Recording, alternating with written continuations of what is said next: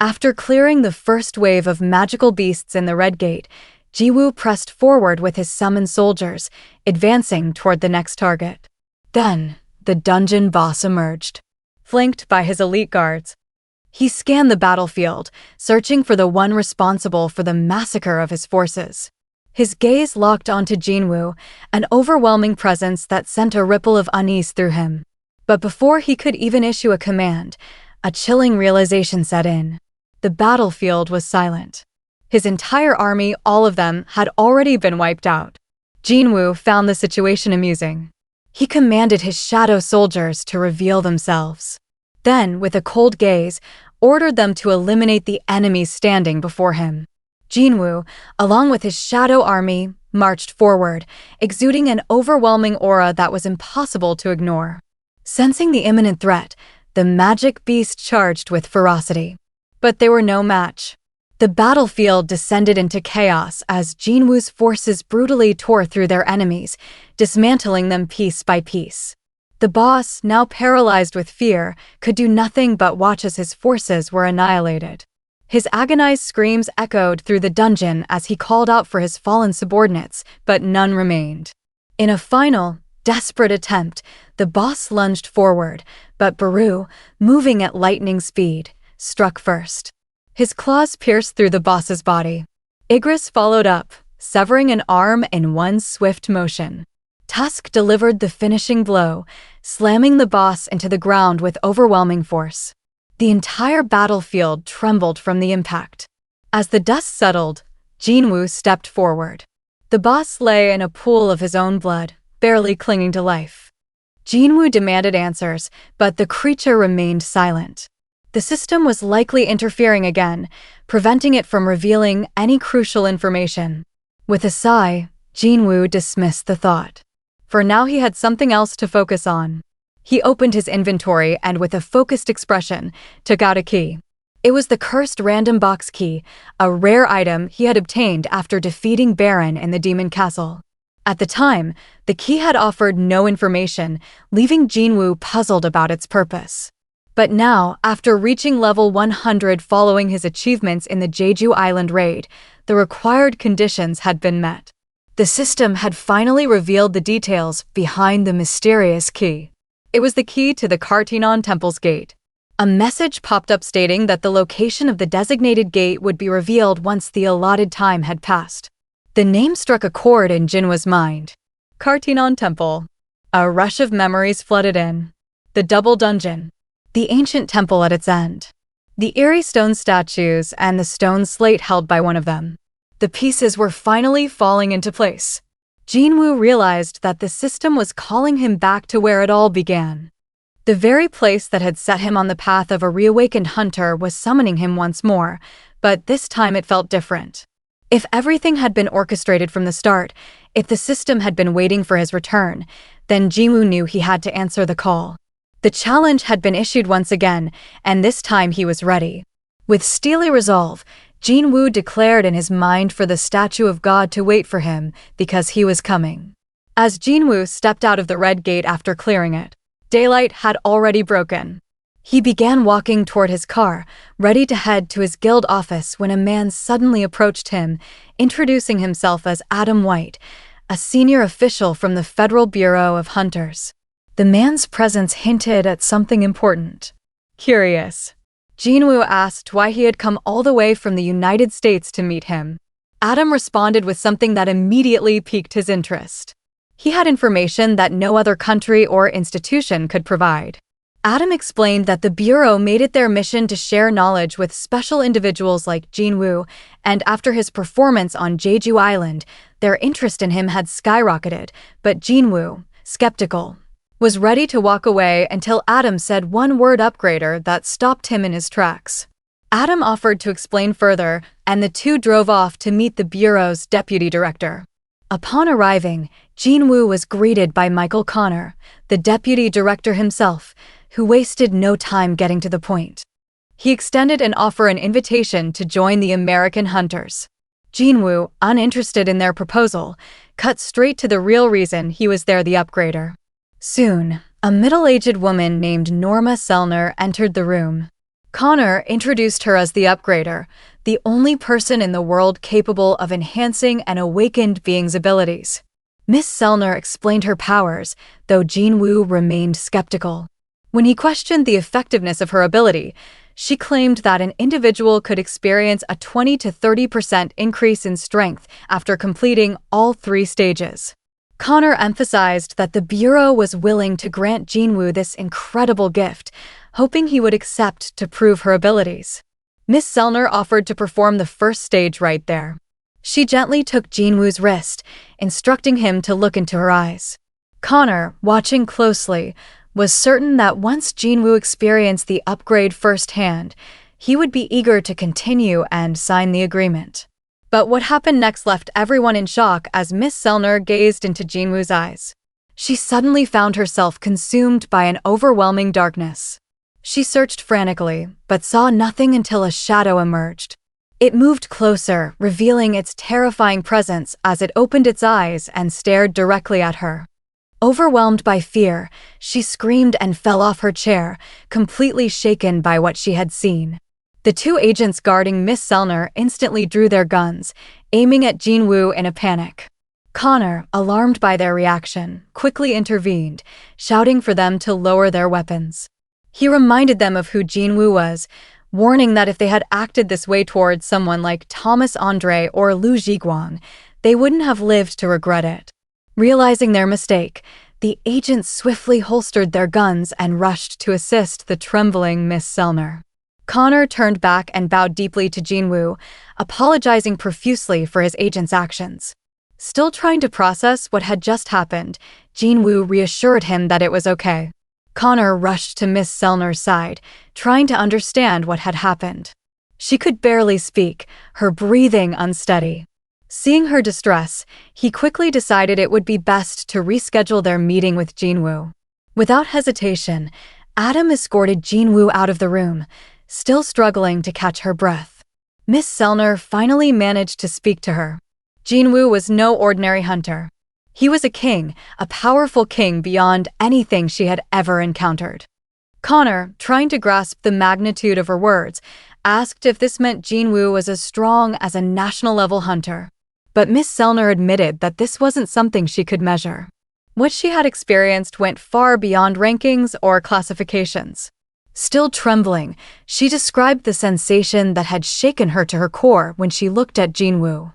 It wasn't just him she saw, but a presence within him, a force so deep and overwhelming that it had looked into her as she tried to peer into him. As fear gripped her, she shared one last chilling realization with Connor. There was no limit to Jinwoo's power. As Jinwoo left the room, the atmosphere remained tense. The Bureau had sought to recruit him, believing they could offer him something valuable. Instead, they had just uncovered something far beyond their understanding. The story then shifted to an earlier event in the timeline. The scene cut to America, where a hunter was trapped in a high-level dungeon. Fear gripped his face as a chilling presence emerged before him. Silid the Frost Monarch, who was on the hunt for the rulers within the country. A moment later, a gate opened behind him, revealing Yogimont, the Transfiguration Monarch. He hurried toward Silid, bringing urgent news about a small island to the east. Silid frowned, questioning why Yogimont was bringing up a place he had already claimed, as the island in the east was home to the Shadow Monarch. Yogimont explained that the rulers were attempting to free Logia south of that location, and he needed to head there immediately. He urged the Frost Monarch to take his place in the east, but Silid pressed again. What about the Shadow Monarch? Yogimont reassured him that as long as the architect fulfilled the contract, everything would go according to plan. However, he also shared an intriguing detail that made Silid grin with excitement. The greatest fragment of light had been located in the east. Just then, the Frost Monarch sensed a powerful presence. A ruler had arrived. It was Sung Il-Hwan, Jinwoo's father. He had deliberately left traces of his power, luring the monarchs to America. His glare was filled with fury as he demanded to know if they were referring to Korea as the small island to the east. As they prepared to leave, the Frost Monarch confirmed it, taunting Il-Hwan to chase them if he dared. Not one to back down. Il-Hwan launched a swift attack, but Silid countered effortlessly, erecting a massive ice wall that exploded upon impact, shaking the entire area. Back in the present, Jinho sat in the office fully committed to his new mission, silencing anyone who dared to badmouth Jinwoo. After the Jeju Island raid and the controversy surrounding Jinwoo's involvement, he was determined to protect both his partner and their guild's reputation. Wasting no time, he meticulously went through each offending comment, reporting them one by one with unwavering focus. Just then, Jinwoo appeared silently beside him. The sudden presence startled Jinho, snapping him out of his concentration. Jinwoo casually asked if there was any trouble, but Jinho assured him everything was fine. That's when he noticed something unusual. Jinwoo was still in his hunter gear. Jinwoo explained that he had just returned from a gate, bringing back high-level magic cores to fund their guild. Hearing this, Jinho was both relieved and impressed with such valuable resources. They wouldn't have to worry about salaries for future employees. Jinwoo, however, looked confused when Jinho mentioned employees. Jinho reminded him that they still needed one more member to officially establish the guild, but before they could dwell on it, another pressing issue came up. The guild's name. Jinwoo initially dismissed it as unimportant, but Jinho emphasized that a name would define their identity. As they debated potential names, a knock at the door interrupted their discussion. Jinho hesitated, curious about who could be visiting, as he creaked the door open. He froze in shock. Standing before him was Hunter Cha-hae, and Jinwoo was just as surprised. Someone of her stature showing up at his office was completely unexpected. He asked what brought her there, and Haein, without hesitation, stated her reason she wanted to join his guild. Jinwoo, puzzled by her request, sought clarification. It had only been 2 years since her awakening, which meant she was still under contract with the Hunters Guild. He assumed she wouldn't be able to leave so easily, but to his surprise, Haein was willing to pay the penalty to break her contract. What shocked him even more was that she expected nothing in return, not even a signing bonus or a salary. Jinwoo couldn't understand why she would abandon one of Korea's most powerful guilds for his newly formed and proven one. Pressing further, he asked why she was making such a drastic decision. Haein hesitated. She lowered her gaze, struggling to put her feelings into words. She couldn't possibly admit the truth. After what happened in Jeju and how he saved her from the jaws of death, she wanted to be near him, but she couldn't say that. Instead, she composed herself and gave a made-up excuse. She simply wanted a simpler life. Jinwoo listened, understanding more than he let on. As an S-rank hunter himself, he knew the burden that came with it, but he wasn't about to let her join just like that. To test her resolve, Jinwoo introduced a guild entrance test. Haein was caught off guard as there was no mention of a test in the recruitment notice. However, Jinwoo smoothly deflected, implying it must have been an oversight on Jinho's part. For the test, Jinwoo announced that she would have to face one of his summons, his strongest one yet. Despite the unexpected challenge, Haein didn't even flinch. There was no fear, no hesitation. She was ready to take it on. Without wasting any time, Jinwoo suggested heading to the Hunter Association's gymnasium to conduct the test. As they prepared to leave, Jinwoo realized that the gymnasium was quite far from their office. He wanted to test if his shadow exchange skill could transport both of them together. He reassured Haein that there was no need for a long walk. They could take a shortcut, but she needed to stay close. As Jinwoo stepped toward her, Haein felt a lump in her throat. He was closer than she expected. Before she could process it, Jinwoo activated shadow exchange. In an instant, their forms sank into the shadows, vanishing from the room without a sound. As they arrived at the gymnasium, the lights flickered on automatically, reacting to their mana. The vast space was brightly illuminated, and Haein couldn't hide her amazement at what she had just experienced. She took a moment to take in her surroundings before her gaze finally settled on Jinwoo, who was already prepared to begin the test. Just as they were about to start, Haein realized she had left her weapon behind. Jinwoo pointed out that the gymnasium had reserve weapons, though they were mostly for training and not of the highest quality. Without hesitation, she examined the selection and chose a sword similar in weight and length to her usual one. Once she confirmed her choice, Jinwoo summoned Igris, the best swordsman among his shadow soldiers. While Baru was undoubtedly his strongest summon, Jinwoo knew unleashing him against Heian might be too much, potentially even traumatizing. So he settled on Igris for this test. Jinwoo explained the conditions victory would be achieved by destroying the summon, while defeat would occur if Heian surrendered. To make the fight fair, he retrieved the Demon Monarch's sword from his inventory and handed it to Igris. Without wasting any time, Jinwoo gave the signal and the match began. Igris struck first, swinging the Demon Monarch's sword with deadly precision. A bolt of lightning shot toward Heian, crackling with immense power. She reacted instantly, dodging with cat-like agility as the blast struck the wall behind her, leaving a deep, charred mark. Jinwoo watched, closely impressed. A lesser hunter would have been fatally wounded if they had been even slightly grazed by that attack. Without losing momentum, Heian gripped her sword and charged forward. Her focus was unwavering and Igris met her head-on. Their blades clashed, sending sparks flying, each strike resonating through the gymnasium. Jinwoo had expected a good fight, but as he observed the battle, he realized he had underestimated Heian. Despite wielding the Demon Monarch's sword, Igris was struggling. Heian's attacks were relentless, her technique refined and precise. With one final blow, she sent Igris crashing into the wall. The impact reverberated through the space, and Jinwoo knew the outcome was decided. Before Igris could rise again, he called off the match. But Heian wasn't satisfied.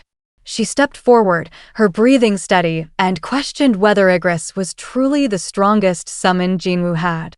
Her gaze was unwavering as she insisted on facing his strongest one now. Jinwoo hesitated, knowing exactly who she meant. He was concerned she might get hurt. But Heian's determination was absolute. She wasn't backing down. She wanted this fight. After a brief pause, Jinwoo finally agreed and, without saying another word, summoned Baru.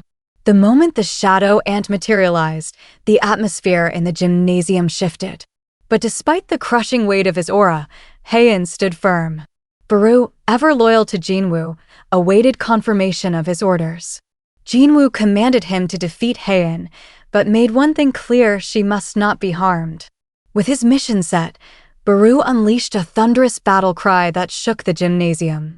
His blade-like claws extended menacingly from his fingers, ready to strike.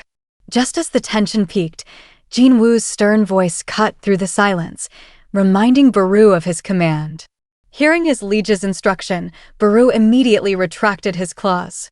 In that instant, Heian saw an opening and moved to seize the moment. But before she could react, Baru vanished from her sight. An icy shiver ran down her spine. She had seen this move before on Jeju Island.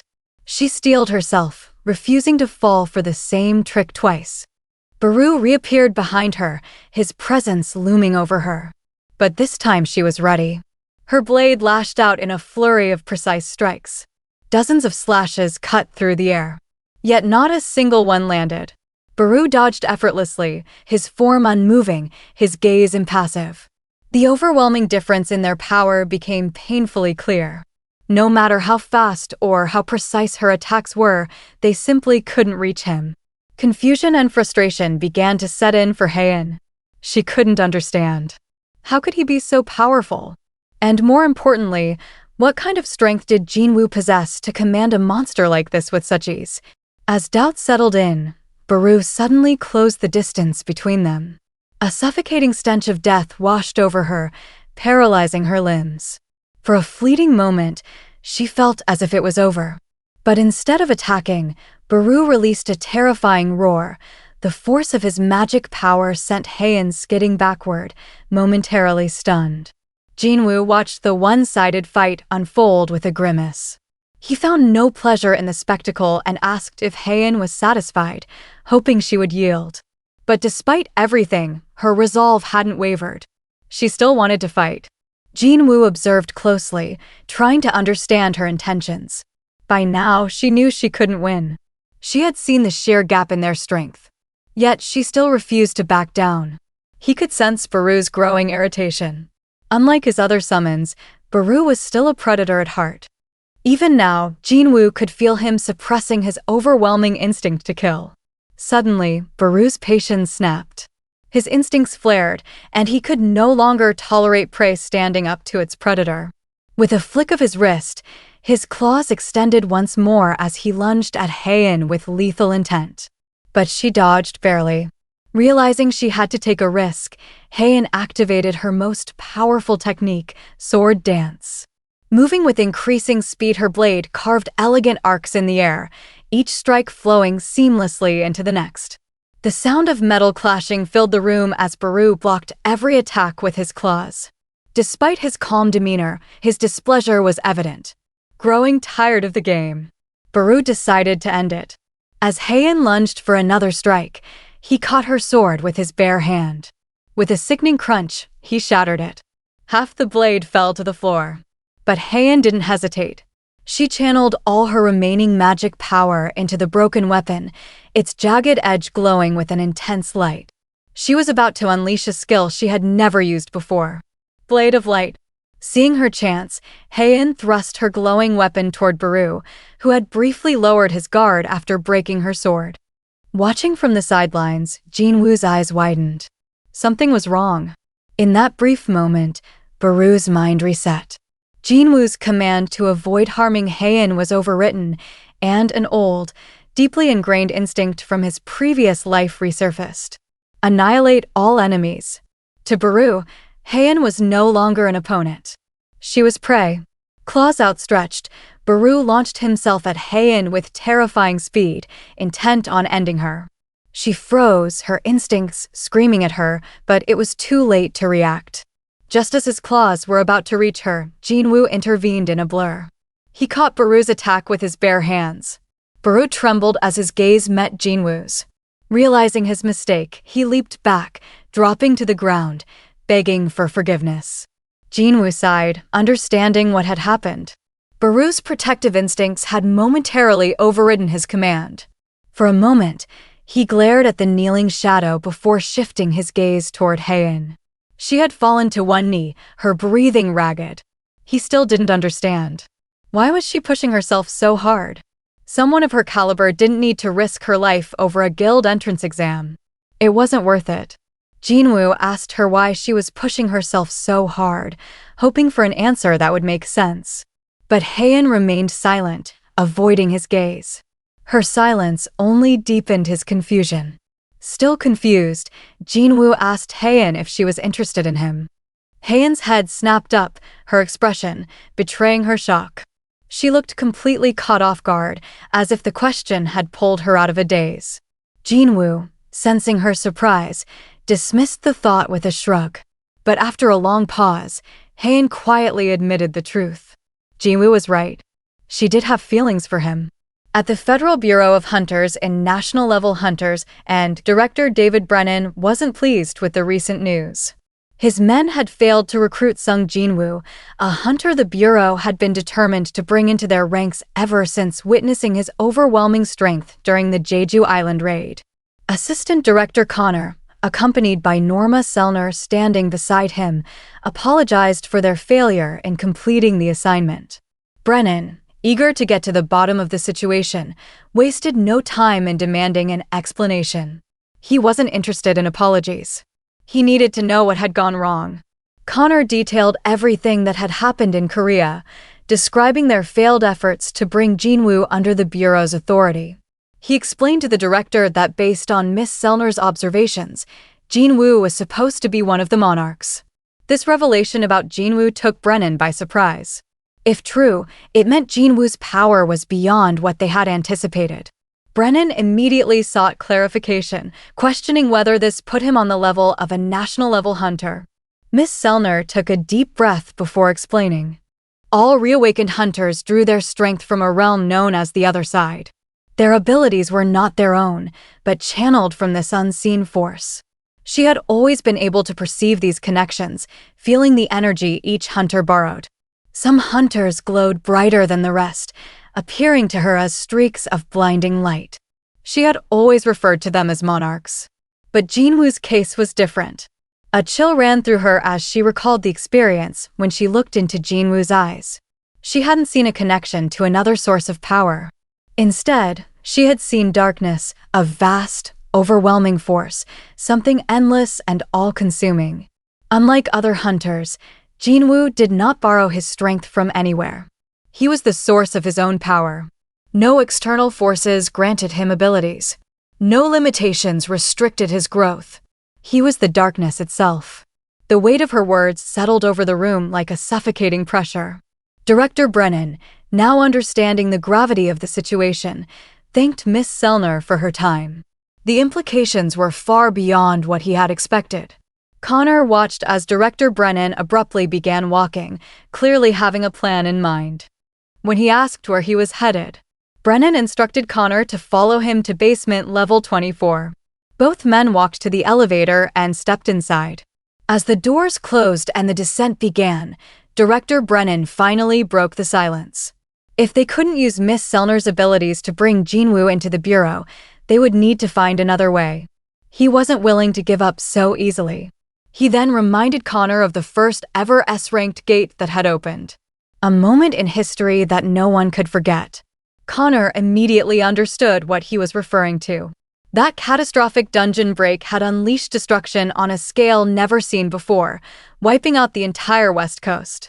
In response to the disaster, America had launched an unprecedented operation offering massive rewards to gather the world's strongest hunters. Out of all those who had participated in the legendary raid, only 5 had survived. These 5 warriors, forged in the flames of battle, had been granted a title that carried the weight of an entire nation. National-level hunters. The monster responsible for the carnage was Kamish, the dragon known as the Undying Flame. A beast so powerful that it had single-handedly slaughtered hundreds of top-ranking hunters. Its name was etched into history as a symbol of absolute terror. As they reached basement level 24, Director Brennan questioned whether Connor could truly believe that nothing had been gained from such a tragedy. Connor hesitated for a moment before realizing what the director was implying. Brennan silently confirmed his suspicion as they stepped into the last room on the level. The reinforced door slid open, revealing a chamber unlike any other in the facility. Brennan stepped forward and carefully opened a safe embedded into the wall, unveiling the heavily secured artifact. It was a runestone extracted from Kamish's remains. Brennan explained that it had been 8 years since this rune had been recovered from the remains of the most fearsome monster in human history, and yet, in all that time, not a single hunter had been able to activate it. The power of the rune remained untouched, waiting in the shadows as if it had been left behind for someone else, for the one hunter who might finally unlock its secrets. As Brennan stared at Kamish's mortal remains, his mind raced with possibilities, wondering if this powerful artifact could be the key to their dilemma. Meanwhile, on the other side of the world, Jinwoo stood in front of his bathroom mirror, lost in thought. Haeun's words from earlier lingered in his mind. Jinwoo wondered if he had really changed that much, considering himself fairly slim with average looks.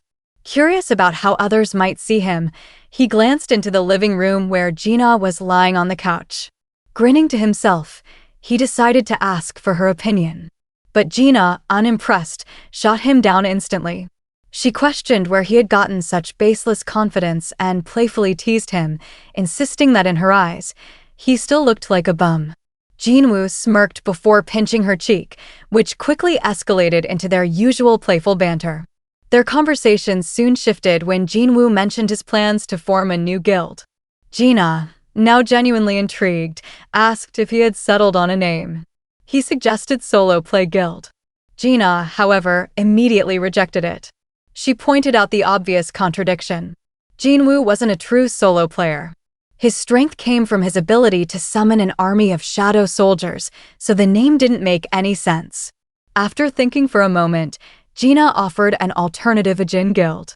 She explained the meaning behind it. Where Ah meant I and Jin meant to go forward.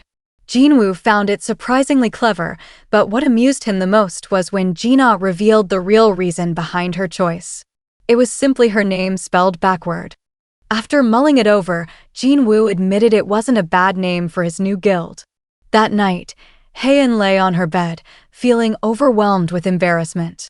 The memory of her earlier conversation with Jinwoo kept replaying in her mind. She had practically confessed her feelings.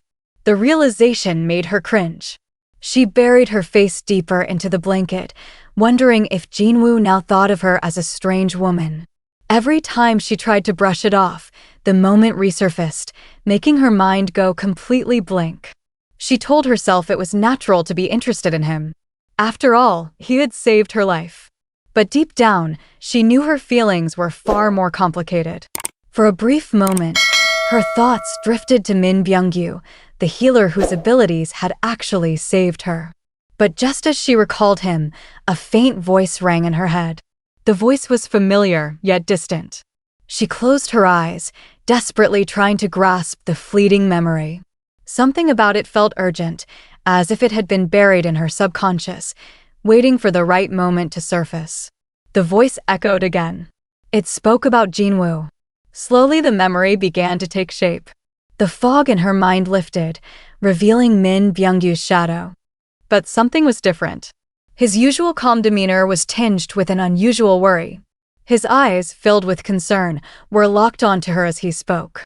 He had told her to warn Jinwoo, to tell him to be careful of the power he possessed. A chill ran down Haein's spine. Her eyes snapped open as she sat up abruptly. At the Knights Guild, Yoon arrived with urgent news for Guild Master Park Jong-soo. A new gate had appeared the raid on Busan's gate previous day, and securing a raid permit was proving difficult due to its high rank. While it wasn't an S-rank gate, it was dangerously close enough to cause concern. The problem was clear. The Knights Guild simply didn't have the manpower to form a proper assault squad for such a high-level raid. But as one of the 5 major guilds in the country, failing to take it on would damage their reputation. Yoon pointed out that if they passed on this gate, the Fame Guild would likely seize the opportunity. The idea of handing over a gate that had appeared so close to their own territory made Jong-soo fume with anger. While their A-rank hunters were strong, comparable to those in other major guilds, their biggest weakness remained unchanged. They had no S-rank hunters. That single fact alone prevented them from taking on the raid. As Jong-soo and Yute discussed their limited options, young Yerim, an A-rank healer, joined the conversation. She suggested forming an alliance with another guild. A logical choice under normal circumstances.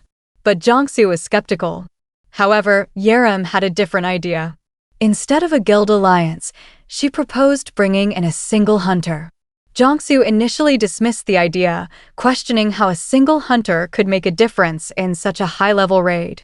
But before he could brush it off completely, something clicked. He suddenly realized who young Yerim was referring to. He knew that if they could bring hunter Sung Jinwoo into the raid, it wouldn't just increase their chances of safely clearing the gate, but also enhance their public image. With no time to waste, Jong-soo immediately decided to meet Jinwoo in person to discuss this crucial matter. With the Knights Guild planning ahead for their crucial meeting, Jinwoo arrived at his office the next day, having made a decision about his new guild's name. He proposed a Jin Guild.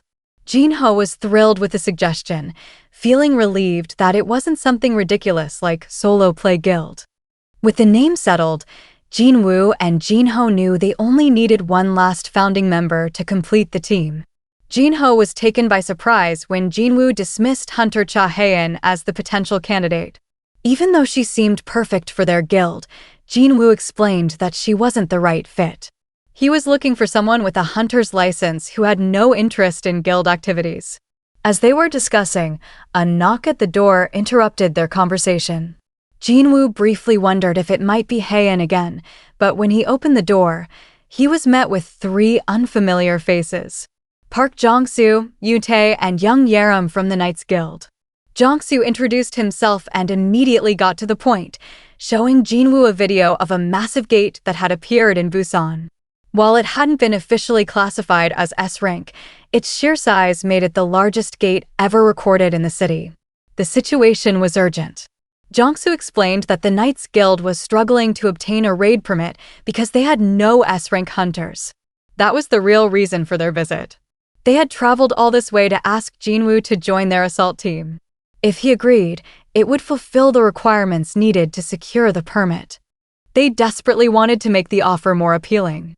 Jongsu offered Jinwoo 20% of the profits, a generous share compared to the usual 10% most S-rank hunters received.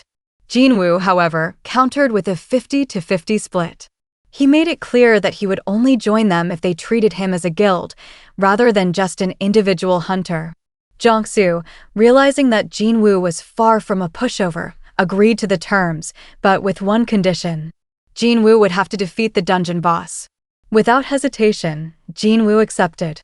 Jongsu informed him that the raid needed to happen by the next day at the latest. Jinwoo had no objections and assured them he wouldn't be late. Just as the meeting was wrapping up, Jinwoo's phone vibrated. Stepping outside to take the call, he was greeted by a familiar voice. His mother. She had just bought a cell phone and called simply because she wanted to hear his voice. Jinwoo, happy to hear from her, suggested they have dinner together that night, as it had been a while since they had spent time together. She agreed, and Jinwoo looked forward to the evening. The next day, at Gwangali Beach in Busan, the elite hunters of the Knights Guild had gathered at the designated meeting point. Guildmaster Park Jong-soo stood among them, feeling a mix of excitement and nervousness as he anxiously awaited Jinwoo's arrival. The scheduled start time was fast approaching. Only 5 minutes remained before the raid was set to begin. At that exact moment, Jinwoo stepped out of his apartment building. He glanced up at the sky, sensing that it was time. Without wasting a second, he activated Shadow Exchange and disappeared. Back at Gwangali Beach, a large crowd had formed, their eyes locked on the enormous gate, despite the gloomy clouds overhead. The sheer size of it was intimidating, even up close. Jinwoo observed the scene carefully, noting the various raid teams assembled, and was quietly impressed by the number of A-rank hunters present. As he walked forward, he quickly found himself surrounded by the other hunters. They were eager to see him in action, especially after his legendary performance during the Jeju Island raid.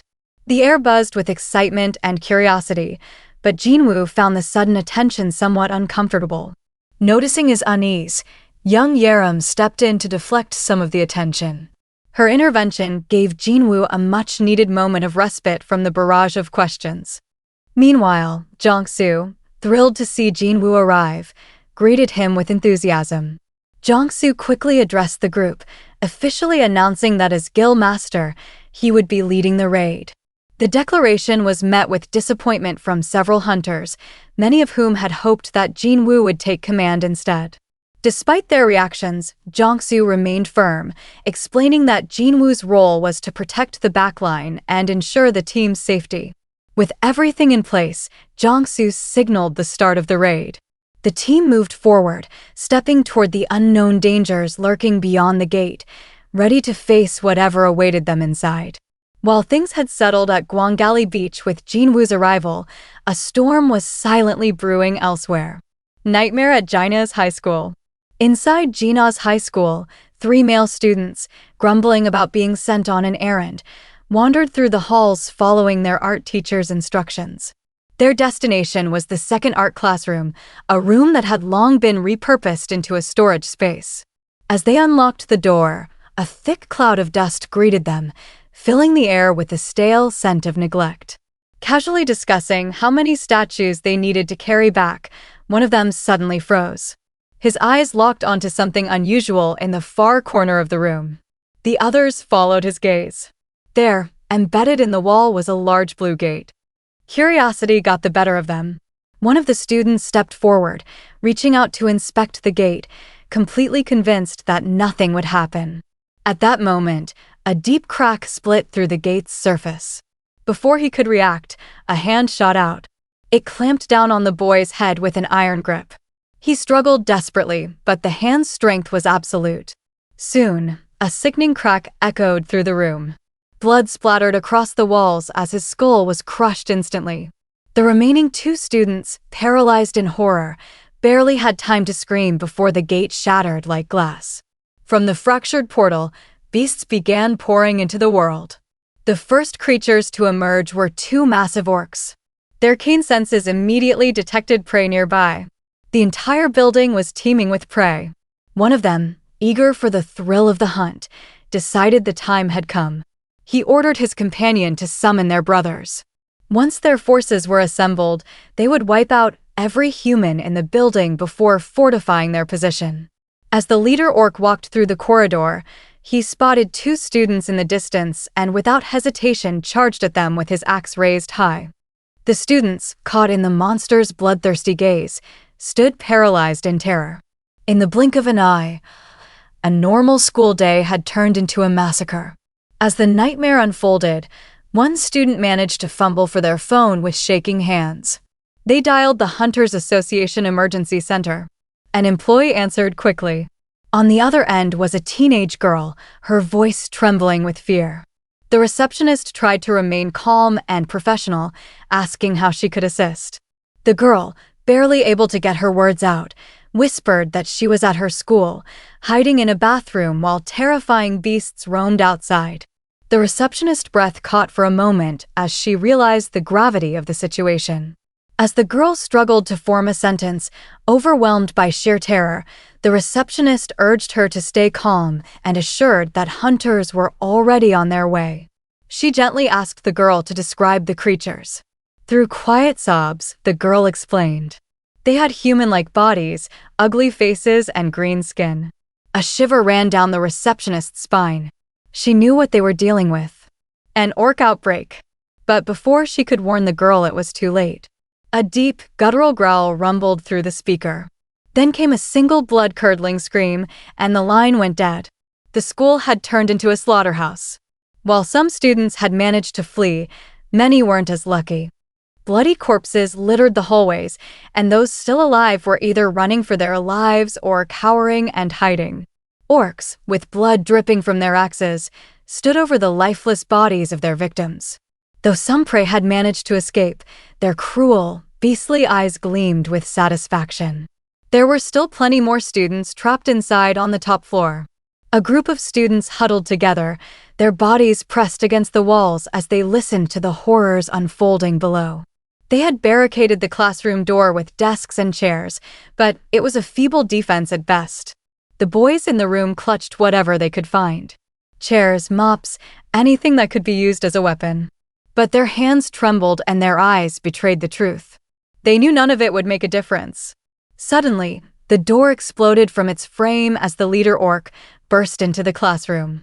Panic surged through the students as one boy, desperate to escape, sprinted toward the back door, only to be struck down instantly by an orc waiting in the shadows. With both exits blocked, the remaining students were trapped like cornered prey. Pressed against the wall, they could only watch in horror as the orcs closed in. Amid the chaos, Jinah huddled with her classmates in a corner. Her heart pounding. Fear consumed her, but in that moment of terror, she clung to a single hope. Her brother Jinwoo. She called out to him in her mind, believing with all her heart that he would come for her. An orc scanned the group of terrified students and sensed something unusual. A surge of magic energy. It was coming from Jinah. Her presence stood out, and the orc's bloodthirsty gaze locked onto her as he became fixated on killing her. As the orc took a step toward her, Jinah's classmate stepped in the way. Summoning every ounce of courage she had, she tried to block the orc's path. But it was futile. His eyes remained locked on Jinah as he raised his massive axe, ready to strike. Jinah watched in horror as the weapon rose above her head. She couldn't move. Her body was frozen in fear. Desperately, she squeezed her eyes shut, bracing for the inevitable. Just as the orc prepared to strike, something completely unexpected happened. All of a sudden, a high orc shadow soldier clad in black armor emerged, gripping the orc's wrist with an iron grip. The orc barely had time to react before the shadow soldier slammed its fist down on its head with overwhelming force. The impact was so brutal that the orc shot through the roof like a rocket. Soon, more high orc shadow soldiers materialized, their imposing figures rising from the darkness. Their eyes locked onto any remaining threats as they moved in unison, forming an impenetrable wall around Jinah. The battle had shifted. She was no longer in danger.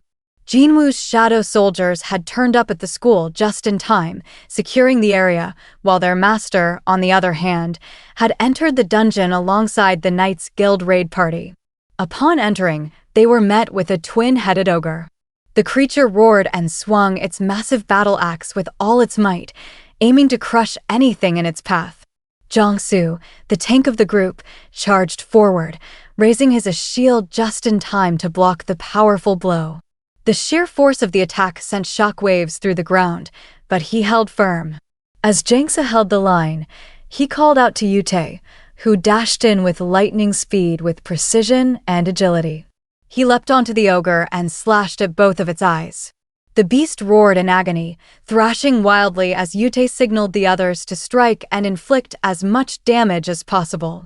Seizing the opportunity, the Knights Guild hunters launched a coordinated counterattack. Their frontline fighters moved in sync, slashing deep into the ogre's thick hide, while the mages positioned behind them rained down scorching spells. The monstrous creature, now covered in wounds and burns, staggered backward before collapsing with a heavy thud. Jong-soo called for a brief regroup, acknowledging the difficulty of the raid. Encountering a twin-headed ogre at the entrance of a dungeon was rare, an ominous sign. Jinwoo, surveying the scene, identified it as a gravekeeper. Jong-soo explained that such creatures often signified an army of undead lurking deeper within. Trying to keep the tension in check, Yute joked about not jinxing their situation, but before anyone could respond, they noticed something strange. The undead creatures within the dungeon weren't charging at them as expected. Instead, they were retreating, backing away as if something far more terrifying was chasing them. Jinwoo's instincts flared. A sudden jolt of adrenaline shot through him as his heart pounded. He picked up urgent signals from the high orc warriors he had stationed to protect Jinah. Something was wrong. Without hesitation, he turned to Jong-soo, informing him that he had an urgent matter to attend to. Jong-soo, startled by the sudden announcement, protested, concerned about the dangers they might face without his presence. But Jinwoo remained unfazed. With a cold, steady gaze, he assured them that he would summon someone just as reliable to take his place. Then, without delay, he called forth the most powerful soldier in his shadow army, Baru. He instructed him to protect the humans while dealing with any other creatures, however he pleased. The sheer presence of Baru radiating overwhelming mana sent a wave of fear through the hunters. They instinctively backed away, uneasy at the thought of finishing the raid alongside such a monstrous being. Jinwoo calmly informed them that his summoned soldiers, including Baru, would assist them. He assured Jong-soo that 20 of his shadows were more than enough to clear the dungeon. Yerem, still in shock, questioned Jinwoo's decision to leave after summoning such an overwhelming force. But one glance at Jinwoo's icy expression silenced her. He made it clear if they didn't want his help, he could withdraw his summons, but whatever happened next would be on the Knights Guild, not him. Realizing the gravity of the situation, Jong-soo quickly agreed. Jinwoo checked the cooldown timer for his shadow exchange skill. Frustration washing over him as he realized there was still over an hour left before he could use it. He couldn't afford to wait. Determined, Jinwoo turned and sprinted toward the exit. But just as he prepared to cut through the undead blocking his path, something unexpected happened. The creatures, instead of attacking, dropped to their knees, bowing before him. Jinwoo's eyes narrowed. Perhaps they were reacting to his necromancer abilities. But now wasn't the time to dwell on it. Dismissing his dagger back into his inventory, he burst out of the dungeon's exit and summoned his winged dragon, Kaisel. As he emerged, the crowd outside the gate stood frozen, watching in awe. Ignoring their curious stares, Jinwoo climbed onto Kaisel's back, eyes burning with determination. With one command he took off, soaring through the skies at breakneck speed, racing toward Jinah. Back at the high school, the leader orc's head was sliced in half, its massive body collapsing to the floor. The towering shadow soldier slammed the remaining 2 orcs into the ground with a lethal blow. The students, frozen in fear, could only watch in horror, unable to comprehend what had just happened. In an instant, all 3 orcs attacking the classroom had been eliminated. Now, the shadow soldiers stood silently guarding Jinah. Confused and still in shock, Jinah wondered if her brother had arrived. But as she looked around, the shadow soldiers refused to let her leave their side, pointing toward the lingering danger still present in the building. Suddenly, a thunderous boom echoed through the halls. The dungeon gate cracked open and a throne emerged. The final restriction had been lifted, unleashing the dungeon's master Grokter, the orc warlord and chief of the Red Blade tribe. Sitting atop his throne, he exuded a terrifying presence ready to bring mayhem upon the school. His moment of stillness was broken by a panicked subordinate rushing to his side, breathlessly reporting that a group of high orcs was assisting the humans. Grokter, unimpressed, asked how many there were. Upon learning there were only 3, he scoffed at the idea that his warriors couldn't handle them, calling it pathetic. He lifted his massive axe and commanded his subordinate to lead the way. Reaching the classroom, Grokter wasted no time. With a powerful swing, his axe struck the towering shadow soldier, sending it flying. The other orcs erupted in cheers, chanting their leader's name. Despite their formidable strength, the shadow warriors were no match for the chief of the Red Blade tribe. Boasting about his countless victories, Grokter pointed to the tattoos covering his body, each a symbol of an enemy he had slain. He taunted the shadow soldiers, demanding a better fight. When they managed to block his strikes, he acknowledged their resilience but remained dominant. With a swift motion, he cut through them, expecting them to fall for good. But to his shock, the shadows regenerated instantly. Grokter frowned. Was this some kind of sorcery? No matter how many times he cut them down, they kept coming back. Frustration boiled inside him as he pondered a way to eliminate the shadow soldiers. A voice rang in his head, urging him to kill the humans. The constant nagging gave him a headache. He then suddenly realized that if these shadows were controlled by magic, eliminating their caster would put an end to them. His gaze scanned the room, and then he saw Jinah. She stood behind the towering shadows, trembling. Grokter was certain she was the source. Without hesitation, he commanded his orcs to seize her. Knowing the shadow warriors would be powerless while regenerating, one of his subordinates lunged toward Jinah. The shadow soldiers tried to intercept, but they were swarmed by the other orcs, who relentlessly slashed and stabbed, keeping them at bay. As the battle raged on, Grokter advanced on Jinah himself. He grabbed her by the mouth, lifting her effortlessly off the ground. A wicked grin spread across his face. He was about to squeeze the life out of her when a deafening roar Jinwoo arrives at the school echoed from the distance. Grokter's instincts screamed at him. Something was coming fast. A surge of fear locked him in place as the thunderous sound of an approaching force grew louder. His grip loosened and Jinah fell to the ground, gasping for air. Her friend rushed to her side, frantic with concern, but Grokter wasn't paying attention anymore. His focus was locked on the overwhelming presence closing in. Every second it drew closer, Grokter's jaw clenched, his eyes widening as he grasped the sheer magnitude of the power rushing toward them. Panic surged through him as he bellowed to his orc warriors, ordering them to brace for impact. But before they could react, an earth-shattering explosion tore through the building.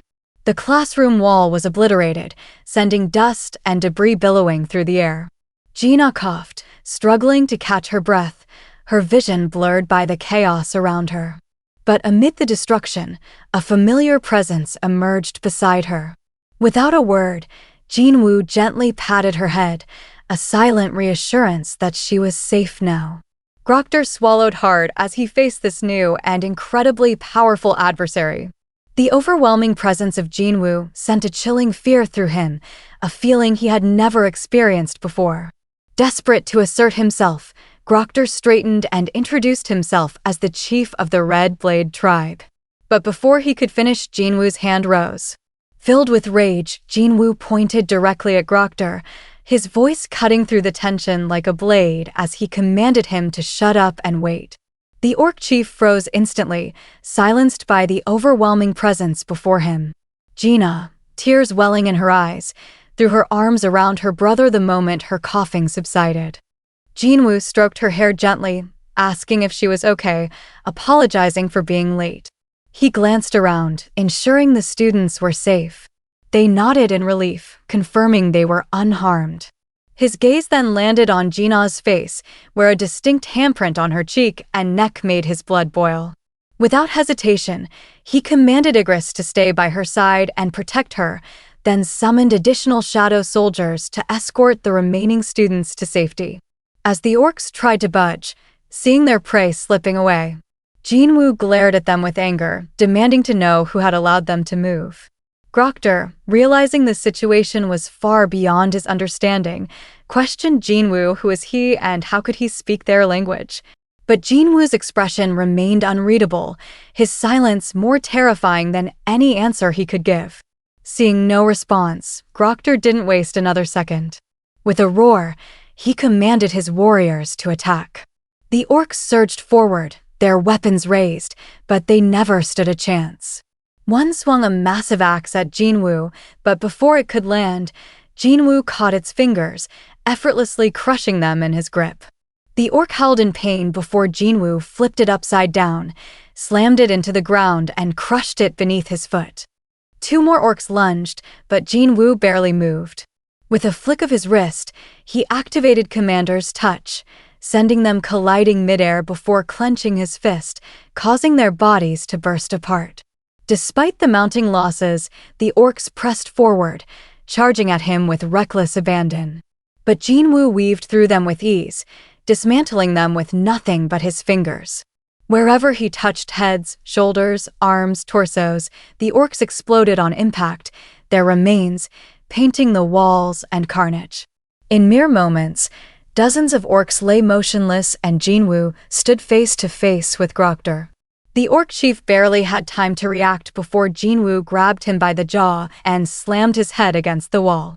Grokter gasped for air, his vision spinning as he struggled to comprehend what had just happened.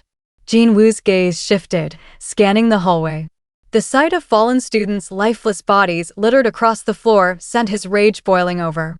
His cold eyes locked onto Grokter once more as he pressed for an answer for the slaughter of humans. Grokter, trembling, stammered a response, claiming that a voice in his head had ordered him to slaughter all humans. Jinwoo leaned in, his gaze piercing as he pressed for more. Had the voice commanded him to kill him as well? Grokter, now desperate, pleaded for forgiveness, swearing that he hadn't intended to challenge Jinwoo. But Jinwoo wasn't satisfied with his answer. The orc chief continued to beg, but Jinwoo only grew colder. Perhaps he thought Grokter hadn't considered him human at all. Jinwoo, in an eerily calm voice, told Grokter that he might forgive him, but the path to forgiveness would not be easy. And in the next instant, without another word, Jinwoo summoned the demon Monarch's dagger and brutally ended Grokter's life. Meanwhile, at Gwangali Beach, the dungeon raid pressed on. Jinwoo's shadow ants swarmed end of Busan Raid the cavern walls, their battle cries echoing through the space. The sight sent shivers down the spines of the Knights Guild hunters, some of whom began voicing concerns, fearing these creatures might turn on them at any moment. Yoondae, uneasy, looked toward Jongsu for direction. Jongsu, deep in thought, realized they couldn't afford to back out now. If they retreated, they would have to face the reporters waiting outside, and calling off the raid out of fear wasn't an option. Just as he was steeling himself, Baru suddenly appeared in front of him. The unexpected appearance of the monstrous figure made Jongsu freeze, his confidence draining instantly. He struggled to find the right words, nervously attempting to address the creature with respect. Baru, however, simply stared at him in silence, heightening Jongsu's unease before vanishing just as quickly as he had appeared. The moment Jongsu began to process what had happened, Baru reappeared again, startling him further and tossed something toward his feet. It was a severed head, the remains of a death knight, one of the strongest monsters they could encounter. Jongsu's breath hitched as he registered what he was looking at. The realization that Baru had effortlessly slain such a formidable foe in an instant left him in stunned silence. As Baru returned to commanding the shadow ants, Jongsu slumped to the ground, overwhelmed. His teammates rushed to check on him, asking if it was safe to continue following the shadow creatures. Gathering himself, Jiangsu assured them he was fine and pointed at the decapitated head. He reminded them of the immense value of magic stones harvested from high-ranking monsters like this. Then, turning to his party, he asked if they still wanted to proceed. Before he could even finish his sentence, the raid party had already started moving. Yute chuckled, calling out to Jiangsu to hurry up and keep pace. It had been quite a while since the raid began, and at last the knights' guild strike squad reached the entrance of the boss's lair. As they stepped inside, a chilling sight awaited them. An archlich, the dungeon's boss, flanked by a group of death knights. The moment they laid eyes on it, fear paralyzed them. None of them had expected to face a creature this powerful and infamous. Jiangsu quickly assessed the situation. Archliches were notorious for wiping out entire guilds. He recalled the devastating incident involving China's Gold Dragon Guild, an elite force that was annihilated by an archlich, resulting in a near-catastrophic dungeon break that was only contained thanks to Liu Jigang's intervention. His gut told him they were in trouble. Their squad, composed of only A-rank hunters, stood little chance against such a formidable opponent. Sensing the danger, Yute turned to Jiangsu, anxiously asking what they should do. But before he could respond, the hunters noticed a horde of death knights marching toward them, weapons raised and ready to attack. Jiangsu snapped into action, urgently ordering his team to block the doors. Yerim, reacting, instantly activated her holy shield, erecting a barrier that sealed the entrance in an instant. Jiangsu knew they were running out of options, and without Jinwoo, survival seemed impossible. Yerim, already struggling to maintain the barrier, turned to Jiangsu with a look of concern. She warned him that it wouldn't hold for even 5 minutes. Then, at that critical moment, Baru stepped forward. Without hesitation, he strode past the hunters and stood directly in front of the archlich. The boss, upon recognizing the Shadow Army's presence, was momentarily taken aback. It demanded to know why the Monarchs' personal army was attacking them. Baru remained unfazed, baring his mandibles and extending his claws. He coldly declared that they had been chosen by the king, while the archlich had not.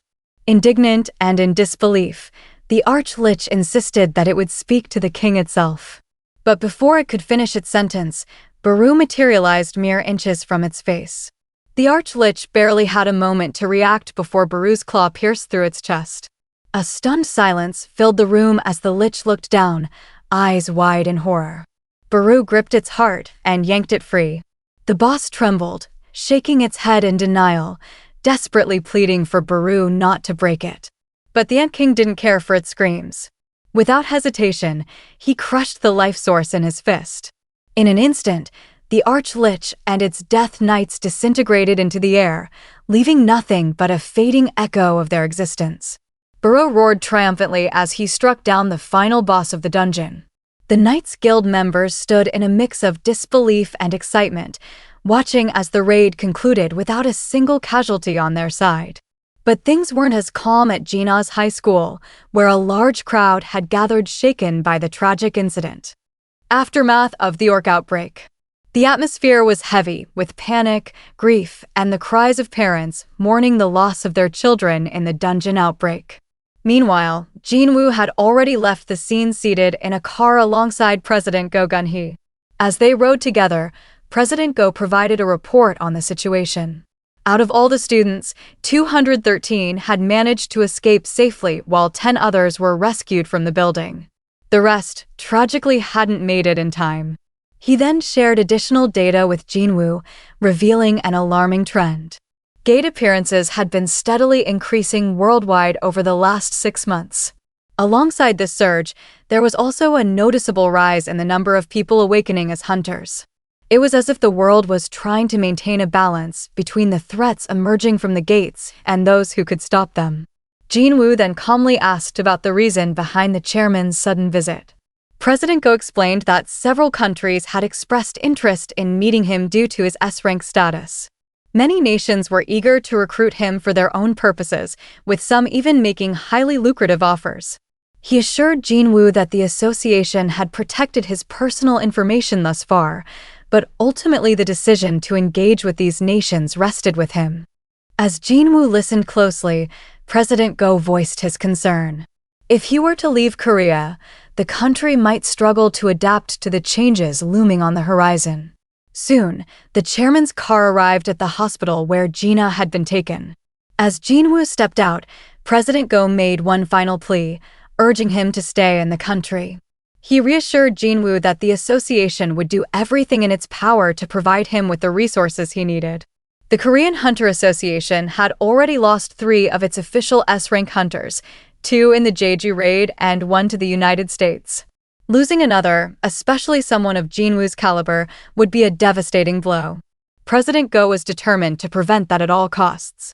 After a brief moment of thought, Jinwoo made an unexpected request. He asked for permission to enter high-ranking gates alone, bypassing the minimum capacity requirement. President Go was taken aback. The law requiring a set number of hunters and raids was designed to protect them from unnecessary risks. However, as he considered Jinwoo's words, it became clear that this might have been the very reason he had formed his own guild. Jinwoo confirmed this and asked if his request was too much. While the idea of a single-man raid team was unheard of, President Go understood that Jinwoo wasn't just any hunter. Though hesitant, he agreed that it wasn't impossible and promised to do everything in his power to make it happen. After dropping Jinwoo at the hospital, President Go headed straight to the National Assembly to discuss Jinwoo's urgent matter. As he presented his request to recognize summoned minions as official members of strike squads, one of the assembly members immediately rejected the idea, calling it absurd. The member argued that the Hunters Association was meant to serve all hunters equally and accused President Go of bending regulations solely for hunter Sung Jinwoo. Remaining calm, President Go acknowledged that this was indeed preferential treatment. He then posed a simple yet powerful question to the assembly. If they had to choose between sending an assault squad of regular hunters or letting Jinwoo clear a dungeon alone, which would they pick? The room fell silent as the weight of the question sank in. President Go then reminded them that guilds from around the world were eager to recruit Jinwoo. If Korea refused to compromise, there was a real risk he might leave for another country. He urged them not to repeat past mistakes, referencing how hunter Hwang Dong-soo had defected to the United States. He then nudged the assembly, reminding them that if another S-rank gate appeared in Korea, they would need someone capable of protecting them. Meanwhile, unaware of all the buzz surrounding her, Yoo Soo-yeon was fully engrossed in her new guild member work in the entertainment industry. After wrapping up a shoot, she noticed her phone buzzing with a call from her brother Jinho. He invited her to join Ahjin guild, assuring her she wouldn't have to do any actual work. He explained that they needed one more founding member to finalize the guild's registration. Skeptical, Soo-yeon teased Jinho, asking if he had fallen for some kind of scam. Jinho, amused, told her she'd be shocked when she found out who this so-called shady guy was. After their call, Soo-yeon made her way to Ahjin guild's office. Upon arriving, Jinho introduced her to Jinwoo, explaining that she was his cousin and a certified A-rank hunter. The realization hit Soo-yeon. She was standing before the famous Sung Jinwoo. Jinho, ever playful, reminded her that she was the real celebrity in the family, but Soo-yeon remained more excited to meet Jinwoo than to bask in her own fame. Observing their interaction, Jinwoo considered the family dynamics. Jinho was a D-rank hunter, while Soo-yeon was A-rank. He pondered whether genetics played a role in the awakening process, recalling cases of siblings gaining abilities and reflecting on his own father, who had been a hunter. Turning his attention back to Soo-yeon, Jinwoo asked if Jinho had explained everything to her. She confirmed that she understood they needed a founding member. Jinwoo then warned her that joining their guild would likely cause a media frenzy and asked if she was prepared for that. Unbothered, Soo-yeon brushed it off, saying that anything was better than being involved with Jin Sung. Curious, Jinwoo asked who she was referring to, and Jinho quietly explained that Jin Sung was his older brother, infamous for his bad personality. As Jinwoo processed the conversation, Soo-yeon hesitated for a moment before stepping closer to him with a small smile. She asked if he would mind taking a selfie with her. Jinwoo obliged, and Soo-yeon quickly posted it on social media.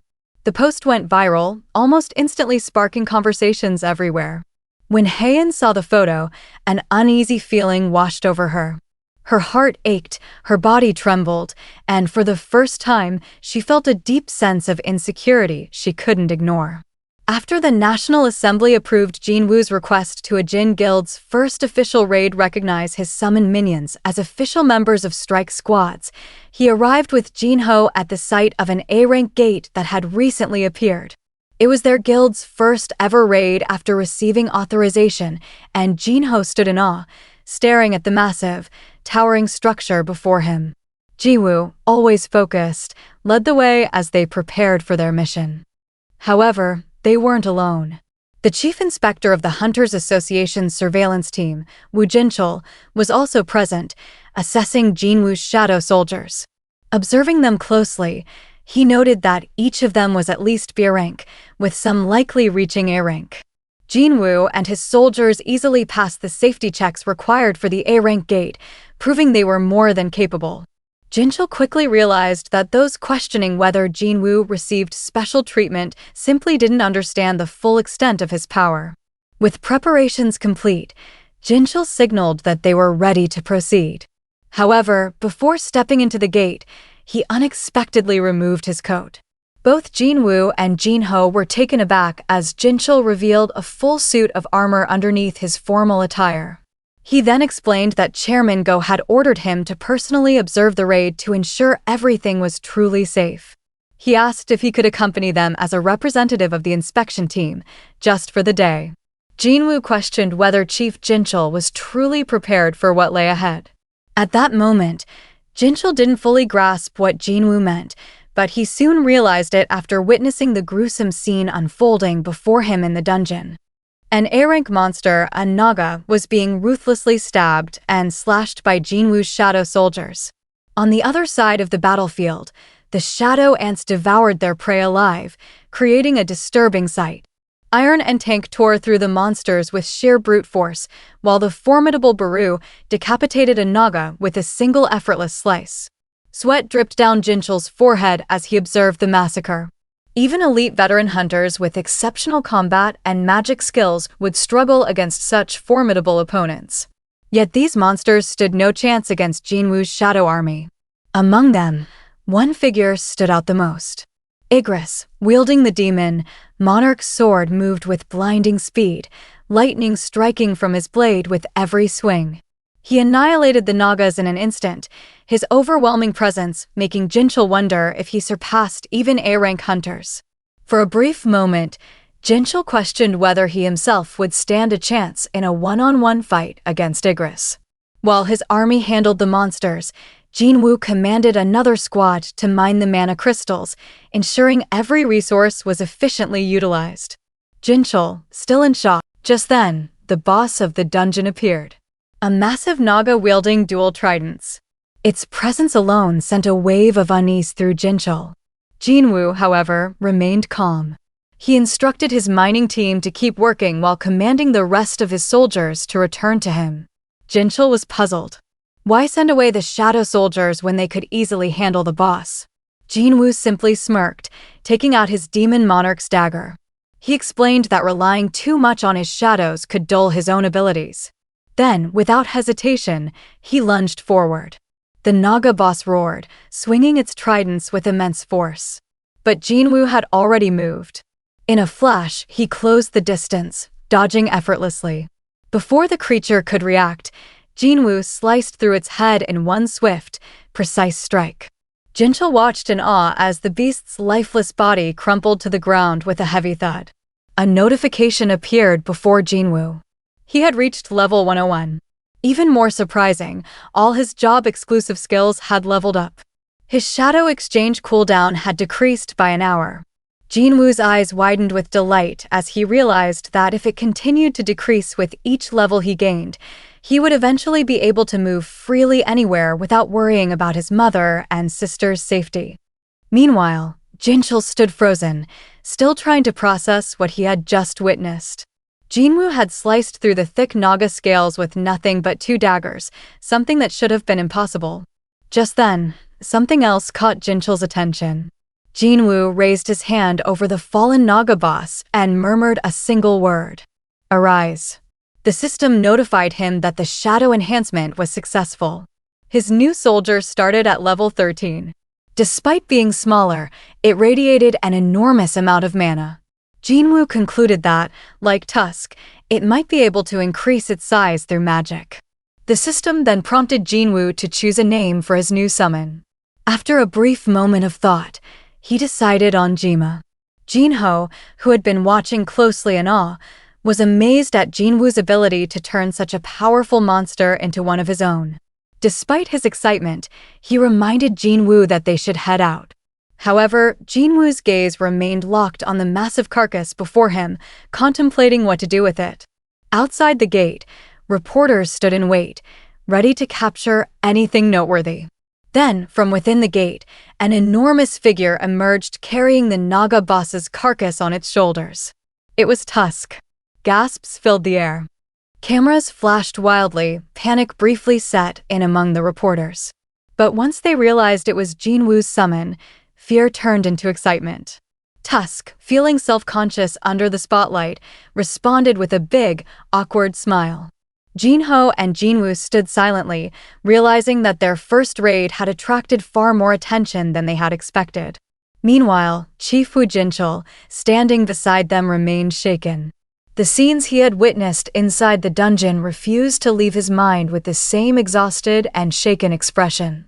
Chief Wu Jinchul arrived at the Hunter Association, recounting the entire ordeal to President Go Gunhee.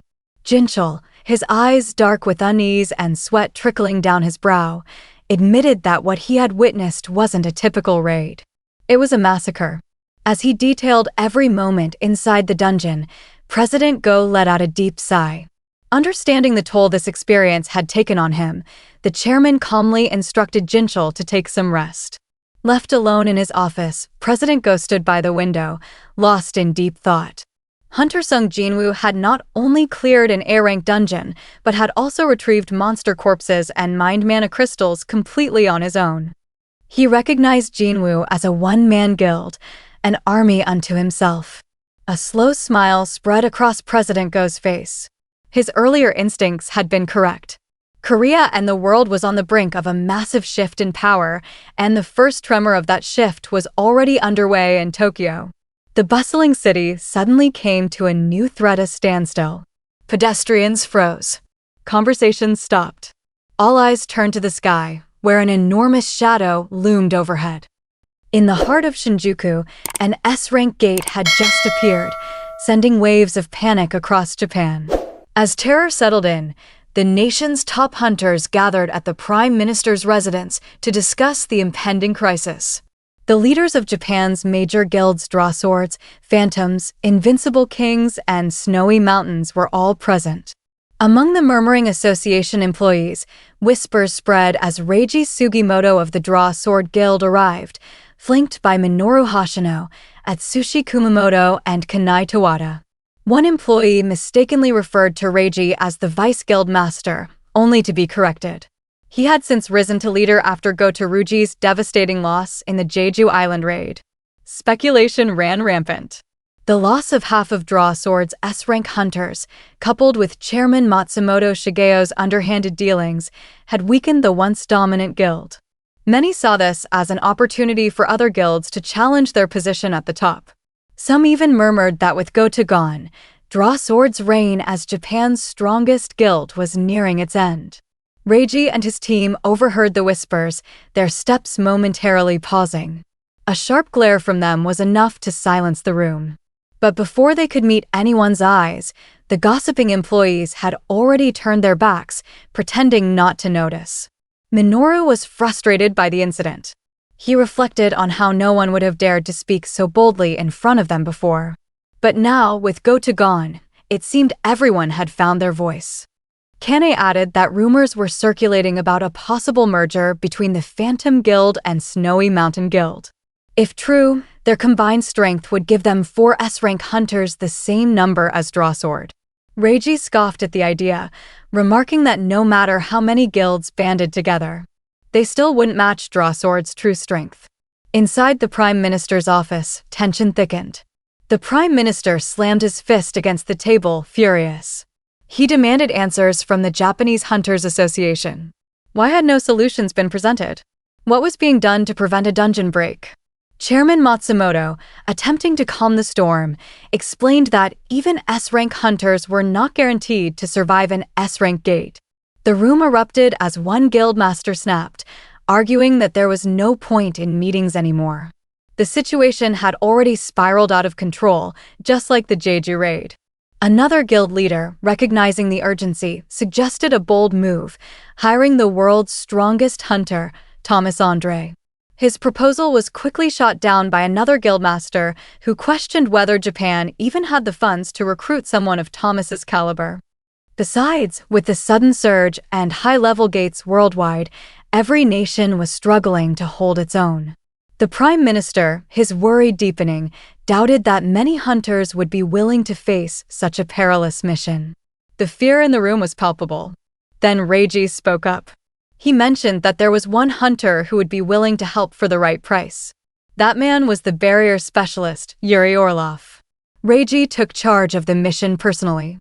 Along with Minoru and Kane, he traveled to Russia to negotiate with the one man who could keep Japan's S-ranked gate under control, Yuri Orlov.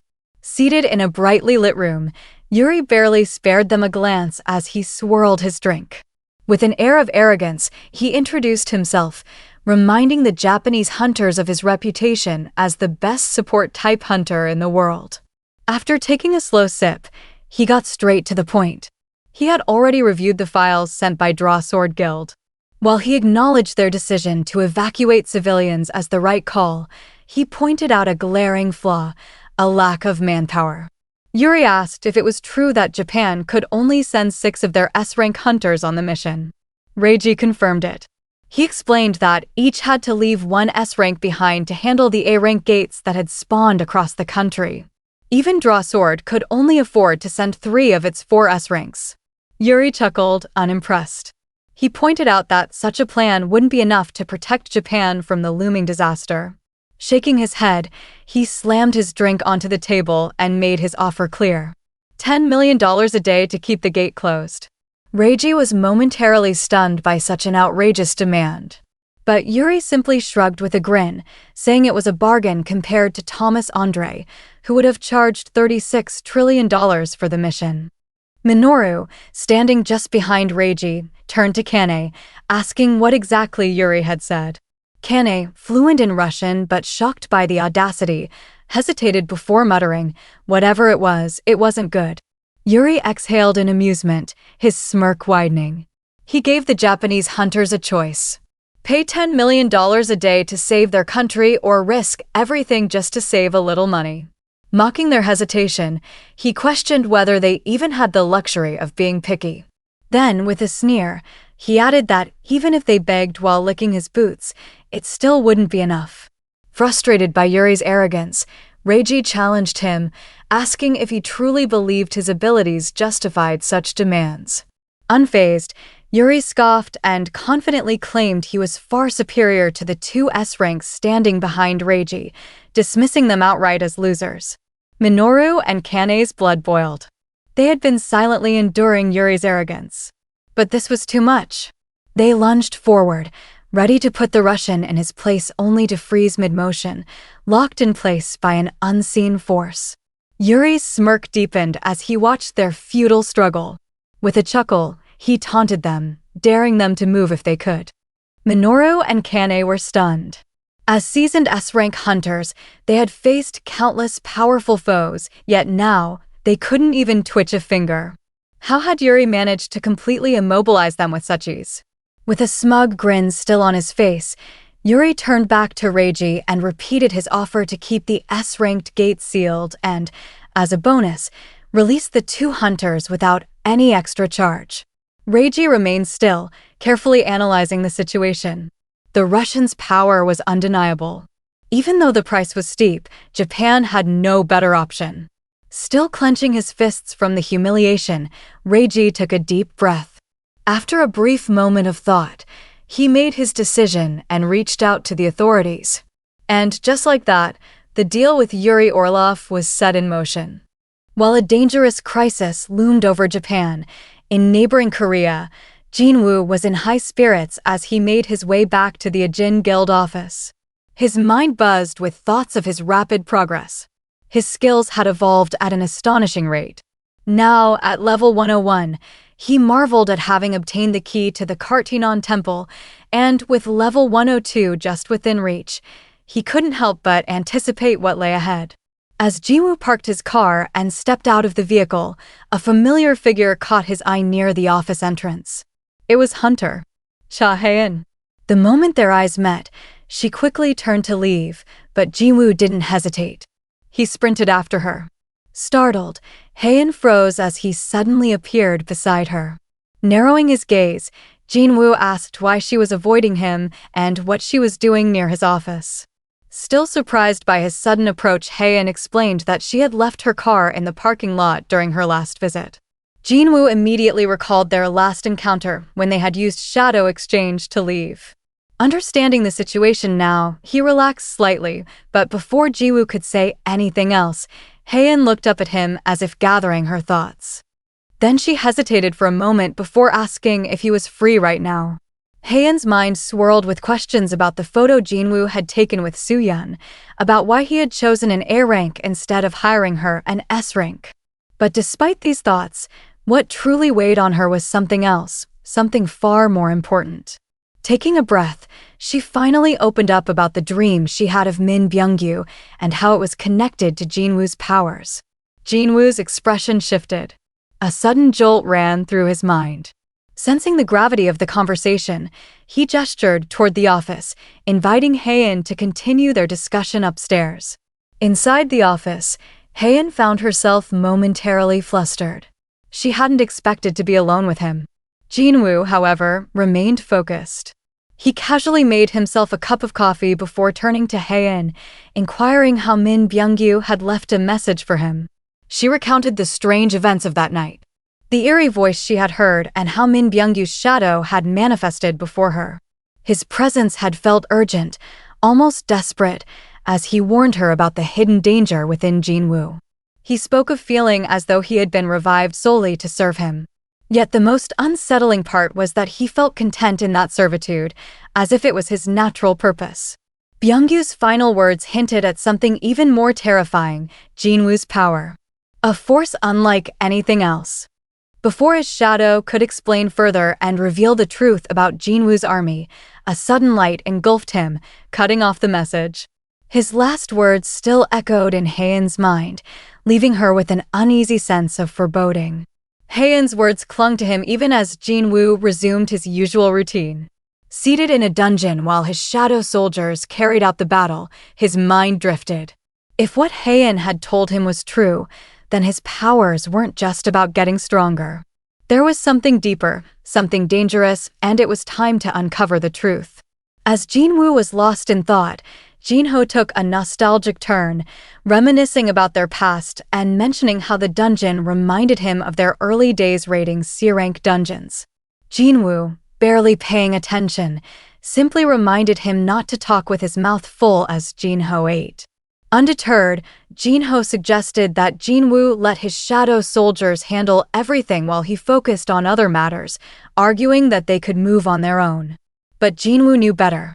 He earned fewer experience points when he was too far away from his summons, and besides, he couldn't always trust his soldiers to behave properly when unsupervised. Shifting the conversation to a more serious note, Jinho asked about Jinwoo's sister Jinah and how she was recovering after that horrific event. Jinwoo explained that she was still resting, but reassured himself that she was safe, knowing his most reliable shadow soldier was watching over her. Realizing he should check in, Jinwoo closed his eyes and activated his new skill, Shared Senses, allowing him to see through the vision of his shadows. Through Baru's perspective, he saw Jinah sound asleep while his mighty summon stood beside her, deeply engrossed in a historical drama, speaking in a manner that was overly formal and dramatic. Amused, Jinwoo decided to check on others as well. He suddenly heard the soft dripping of water. Focusing on the source, he was jolted by the realization that he had unintentionally glimpsed Haein in the bath. Jinwoo's eyes flew open in shock, a flicker of embarrassment crossing his face. Jinho, catching the odd reaction, asked if he had dozed off for a moment. Jinwoo shook his head quickly, dismissing it as nothing, though a brief thought crossed his mind. Perhaps he should take Haein out for dinner as an apology. Before he could dwell on it, Jinho broke the latest news, informing him about the S-rank gate that had recently appeared in Shinjuku and warning that if it wasn't cleared within 3 days, a dungeon break was inevitable. He then asked if Japan had reached out to Jinwoo for the mission. Jinwoo, already aware, confirmed that he had received the call, but was still considering his options. There were more urgent matters at hand, and his decision wasn't immediate. As he spoke, Jinwoo summoned the key to the Kartinon temple from his inventory, his mind racing with unanswered questions about the system, his powers, and what it all truly meant. With only a day left before he could use the key, he knew the long-awaited truth was finally within reach. Pushing the thought aside, he turned to Jinho, reminding him that if he was done eating, they still had work to do. Jinho, lifting his backpack, nodded enthusiastically and followed Jinwoo deeper into the dungeon. The next morning, Jinwoo was ready in his hunter gear to head out of his apartment. His mother glanced at him over her shoulder, concern evident in her eyes as she asked if there was anything she needed to worry about. Jinwoo quickly reassured her, telling her it was just an appointment and promising to return soon before stepping outside. As he walked, he summoned the black key once again, watching as a notification popped up, revealing the location where the key could be used. The moment he had been waiting for had finally arrived. Meanwhile, at Jinah's high school, a group of Hunter Association employees stood near another gate that had appeared in the exact same spot again. Jinwoo, cloaked in stealth, approached quietly, unnoticed at first. One of the employees moved to stop him, but he calmly lowered his hood, revealing his identity. The female employee, the same one he recognized from the Red Gate incident, looked surprised as she informed him the gate had been open for 3 days. Jinwoo's jaw tightened. The system had played him this time. He had assumed the location of the gate would only be disclosed today, but instead it had already spawned days prior. Despite the gate being classified as C rank, something felt wrong. Jinwoo turned to the employee and asked if any hunters had already entered. When she confirmed that an assault team had gone in 2 hours ago, Jinwoo didn't hesitate. He told her to call them back immediately, warning that if they stayed inside, they would all die. The employee looked confused, alarmed even, questioning his urgency. But Jinwoo ignored her, walking straight towards the gate, stating firmly that there was no time to explain. Inside the dungeon, the assault team gathered in front of what they assumed was the boss room, struggling to open the door. Something was off. As they debated their next move, Jinwoo emerged from behind, halting them. His sudden appearance startled the group, who barely had time to register his presence before he stated that he was the survivor of the double dungeon and warned them of the danger they were in. The assault team exchanged bewildered glances, trying to process his words. Still, Jinwoo advised them to leave immediately, declaring that from here on he would take care of the gate. Ignoring their murmurs of disbelief, Jinwoo stepped forward and examined the stone door blocking their path. It refused to budge. As he inspected it further, a notification appeared informing him that the gate to the Kartinon temple was locked and required the key to open. Summoning the key one last time, he pressed it into the stone and with a heavy creak, the door began to open. The assault team stood frozen, stunned by how easily Jinwoo had accomplished what they couldn't. Just as he was about to enter, one of the group members stepped forward, reminding Jinwoo that the Dragon Guild had purchased the raid permit for this dungeon. Despite him being an S rank, they argued, he had no authority to take over. More voices joined in from behind, echoing their guildmates' concerns. Jinwoo listened silently, watching their anxious expressions. He knew convincing them otherwise would be difficult, so he simply gave them a choice. He wouldn't stop anyone from entering the gate if they wished to go forward. One hunter, emboldened by the challenge, stepped past him and crossed the threshold. A notification flashed instantly. Access denied to individuals who do not possess the key. The words had barely registered before a monstrous doorkeeper swung its massive sword down, aiming straight for the hunter's head. Jinwoo moved in an instant, yanking the hunter back just in time as the sword smashed into the stone tiles, shattering them. The squad members recoiled in terror, their gazes locking onto the crimson-eyed statue looming before them. Jinwoo turned to the shaken hunter, asking if he still wanted to continue. He explained that every monster in this dungeon was just as dangerous, if not more. The reality of their situation settled over the group like a suffocating weight. Jinwoo turned back to the rest of the assault team, warning them to leave the dungeon immediately and report to the Hunter Association that a double dungeon had appeared. Then, without waiting for their response, he stepped into the eerie chamber. A notification flashed. One who possesses the key has entered. The door slammed shut behind him, sealing the assault team outside. In Japan, the Russian S-rank hunter Yuri Orlov's plane finally arrived at the airport. As he walked towards the terminal, a massive crowd awaited him, cameras flashing as everyone eagerly tried to catch a glimpse. With a wide smile, Yuri greeted them all, reveling in the attention. Reporters rushed in, firing questions at him. The loudest one demanding to know how he planned on blocking off the S-ranked gate. Exuding confidence as he stepped into the spotlight, Yuri simply explained that he would draw a large magic circle around the gate and pour his mana into it, creating a barrier strong enough to contain the magical beasts. Skepticism rippled through the crowd as another reporter pressed him, asking if he could truly handle such a massive task alone. With a calm shrug, Yuri clarified that sustaining a barrier indefinitely by himself was beyond even his capabilities, but his magic circle had a solution. It would draw mana from its surroundings. By setting up large quantities of mana crystals around Tokyo, he assured, the circle would steadily absorb energy, strengthening over time. It was like starting a car, he added smugly. Once the engine was running, it would build up power on its own, transforming into an unbreakable wall. Lifting his chin, Yuri then made his bold declaration, reminding everyone that he was about to save their lives and that they should remember his name for it. Chairman Go Gunhee watched the telecast unfold from his office, his fingers steepled as doubt lingered in his eyes. Yuri's confidence was undeniable, but the chairman wasn't entirely convinced of his ability to seal off such a powerful gate. If he failed, the consequences would be catastrophic, and Japan couldn't afford to gamble on empty promises. Turning to Jinchul, Chairman Go shifted the conversation, asking about Jinwoo's recent activities. Jinchul, prepared, handed over a list explaining that Jinwoo had been keeping busy raiding gates in the capital. A chuckle escaped the chairman as he scanned the reports. He was amused by the sheer power of a one-man guild rivaling major organizations. It was nothing short of fascinating. Their discussion was cut short as Jinchul's phone buzzed. Seeking permission to step outside, he left the office to answer the call. As he listened, his usual composed expression faltered, his grip on the phone tightening. The caller's voice relayed urgent news. Another gate had opened at Jinah's school. But it wasn't just any gate. A double dungeon had been discovered inside.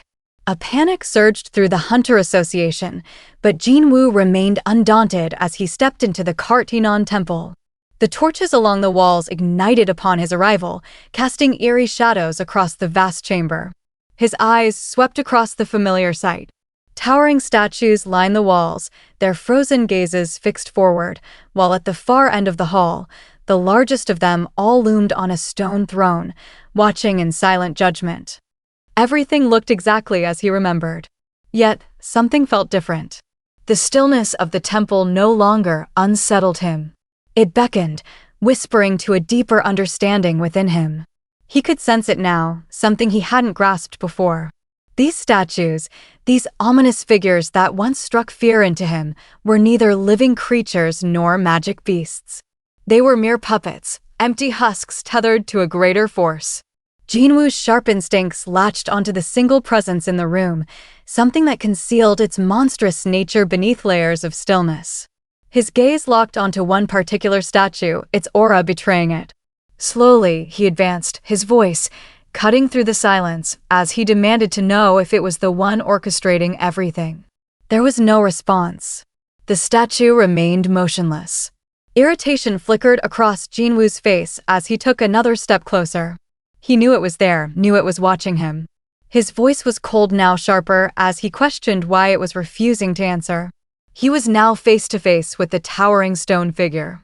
A hooded angel with 6 wings, its hands clasping a massive stone tablet.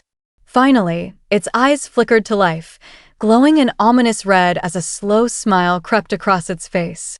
A voice filled the chamber, welcoming Jinwoo with a chilling certainty. At last he had arrived. A powerful rumble echoed through the chamber as the angelic statue unfurled its massive wings, sending a gust of wind sweeping across the temple. Dust and debris swirled in the air, but Jinwoo stood firm, his gaze locked on the being before him. Without warning, the stone tablet in its hands began to crack, fractures racing across its surface until, in a violent motion, the statue smashed it to pieces. Jinwoo narrowed his eyes, watching the fragments scatter across the floor. Something about that act felt wrong. Muttering that maybe the commandments inscribed on it never really mattered in the first place, he took a step forward. The statue's lips curled into a knowing grin as it admitted that once they held meaning, but no longer. Jinwoo's expression darkened. So it was the one who had brought him here. The realization settled in, and he demanded confirmation. The chilling chuckle that followed made his skin crawl. As the statue finally admitted that yes, it had called him to this place, Jinwoo's stance remained firm as he questioned further, asking if it was a monster. But the statue simply clapped its hands, dismissing the question entirely. Instead of asking about its identity, it told him he should be questioning his own. The weight of those words pressed against him, but before he could dwell on them, movement flickered at the edges of his vision. The towering stone figures that lined the chamber, once frozen in place, were now shifting. The air grew thick with an oppressive force as the angelic statue declared the beginning of his final test, promising that if he remained standing by the end, he would be given the truth as a reward. Jinwoo's instincts flared, reaching for his shadow soldiers as he prepared to summon them, only for the statue to snap its fingers. A notification appeared in his vision, restricting all job-exclusive skills. Jinwoo grit his teeth, understanding the message. This was a test for him alone. The statue watched him with amusement, reminding him that it was only interested in his strength, not that of his soldiers. Before Jinwoo could respond, a massive stone figure lunged at him, its sword slicing through the air. His instincts screamed. Then it hit him. His inventory was still accessible. Without hesitation, he caught the descending blade with his bare hands, his grip tightening as cracks formed along its surface. With a sharp motion, he snapped it in two. Wasting no time, he grabbed one of the broken shards and hurled it forward. The jagged piece whistled through the air before piercing deep into the temple of the stone figure. But he wasn't finished. Leaping into the air, he twisted mid-motion and kicked the shard even deeper, shattering the figure's head entirely. Another statue advanced, an axe raised high. Jinwoo met its strike head-on, his daggers flashing as he deflected the crushing blow.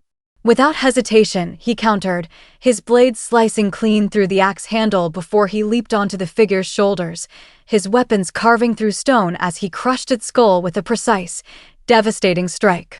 Before he could land, an archer statue had already drawn its bow. The arrow tore through the air, but Jinwoo moved faster.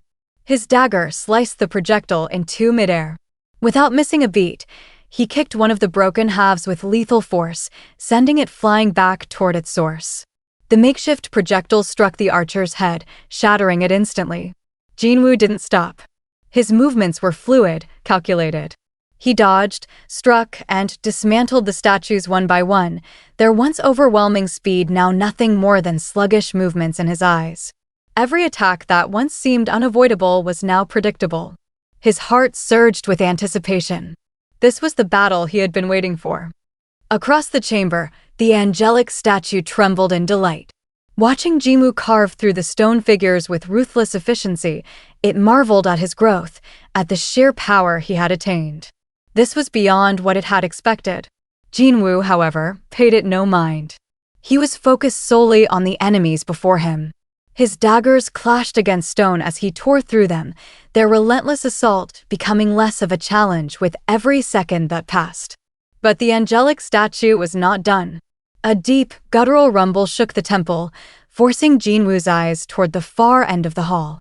The colossal figure seated on the throne, which had remained motionless all this time, was finally stirring. Slowly it gripped the armrests of its massive seat and rose, the sheer weight of its presence making the ground tremble. Each step it took sent violent tremors through the chamber, the very air seeming to bow to its overwhelming power. Then its glowing red eyes snapped open. From its perch, the angelic statue let out a delighted laugh. With a voice laced in twisted amusement, it announced that the time had come to worship God. Undaunted, Jinwoo surged forward with blinding speed, decapitating yet another stone figure with a swift slice from his daggers. Yet no matter how many he cut down, their numbers constantly replenished. Glancing past the stone figures, he saw the statue of God standing tall, its eyes glowing an intense red. In a split second, he knew what was coming. The deadly heat vision.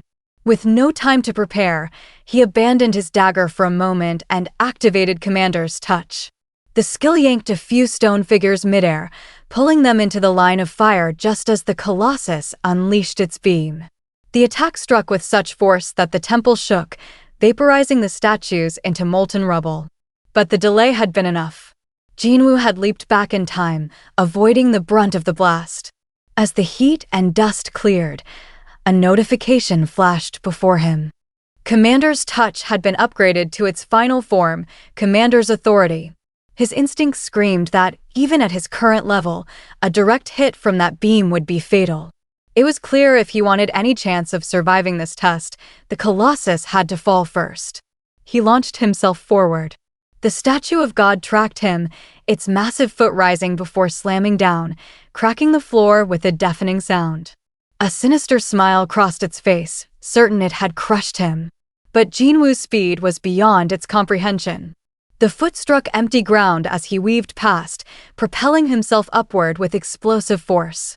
The Colossus's eyes locked onto him again, preparing another beam. But Jinwoo had already formulated a plan. If he combined his speed with his newly upgraded skill, he could strike from its blind spot. Channeling Commander's Authority, he yanked himself toward the Colossus's shoulder. The red beam fired instantly, but veered off target as the giant lost its balance, sending tremors rippling across the battlefield. The gravitational pull from his skill dragged Jinwoo toward the Colossus. Even at its enormous size, it couldn't resist the force. Now, right beside its eerie face, Jinwoo gripped his daggers and activated mutilation, slashing at its stone surface. Yet the blades barely left a mark. The Colossus smirked, mocking his efforts. Realizing his daggers were useless, Jinwoo shifted tactics. His eyes locked onto a deep crack on the statue's face. Without hesitation, he leaped onto it, grabbing hold as he funneled a tremendous amount of mana into his arms. His fist clenched, glowing with raw power before he delivered his first punch. The impact sent a shockwave through the temple. The Colossus' face distorted slightly from the sheer force of the blow. The angelic statue, watching from afar, flinched in surprise. It had never anticipated such a direct, brute force approach against its perfect creation. Jinwoo didn't stop. Strike after strike, he hammered into the Colossus' face, his relentless assault echoing like thunder. Each punch carried the weight of his growing strength, his fury fueling every blow. He was determined to show what the power of a level 101 hunter truly looked like. Then, with one final devastating strike, the Colossus staggered before crashing to the floor, sending tremors through the lair. As the dust settled, Jinwoo stood unscathed amidst the destruction. But the battle wasn't over. The remaining stone figures lunged at him, seizing the opportunity. Before they could reach him, he activated Commander's Authority instantly. Their heads slammed into the ground, immobilized. A moment of silence followed, the ground trembling before everything went still. Jinwoo clenched his fists, feeling the power surge through him. He had grown even stronger. Across the chamber, the angelic statue clapped, impressed by his triumph. Narrowing his eyes, Jinwoo demanded answers. But instead of an explanation, a hollow, chilling laugh filled the room. The test wasn't over. A sudden notification flashed before his eyes, an urgent quest carrying an ominous message that sent a chill down his spine. The angelic statue's voice cut through the silence. It was Jinwoo's final test. The message was clear: if he failed to defeat the enemy in front of him within 10 minutes, his heart would stop beating. The seconds ticked away, frustration rising. Jinwoo demanded once more to know who the angelic statue truly was. Grinning, the statue's stone face began to crumble. As the dust settled, its true identity was revealed. It was the architect of the system itself. Outside the double dungeon, Chief Wu Jinchul and his surveillance team arrived at the location. The moment he stepped closer, a suffocating wave of magic power poured from the gate, warping the air itself. Jinchul froze. The sheer intensity of the mana storm sent a deep chill through his body, his instincts screaming at him to retreat.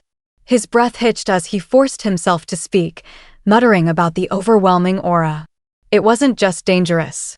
It felt monstrous, unlike anything he'd encountered before. He turned to his team, his voice sharp as he demanded to know if any major guilds were nearby. A subordinate quickly confirmed that the Hunters Guild remained on standby, with both of their S-rank hunters ready to mobilize at a moment's notice. Jinchul didn't hesitate. Recognizing the scale of the threat, he barked an order to send an emergency request for cooperation. They needed reinforcements now.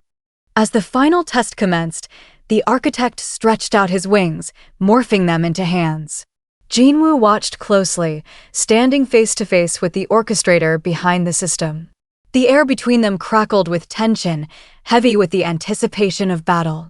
A smirk crossed the architect's face before he lunged forward at blinding speed. Jinwoo barely registered the movement before crushing force struck him. He braced himself, but the impact sent him hurtling across the chamber, slamming into the stone wall with a sickening crunch. Blood trickled from his mouth as the architect wasted no time launching another strike. Jinwoo barely twisted away, the architect's fist missing him by mere inches. Jinwoo hardly had time to breathe before a relentless barrage of attacks rained down upon him.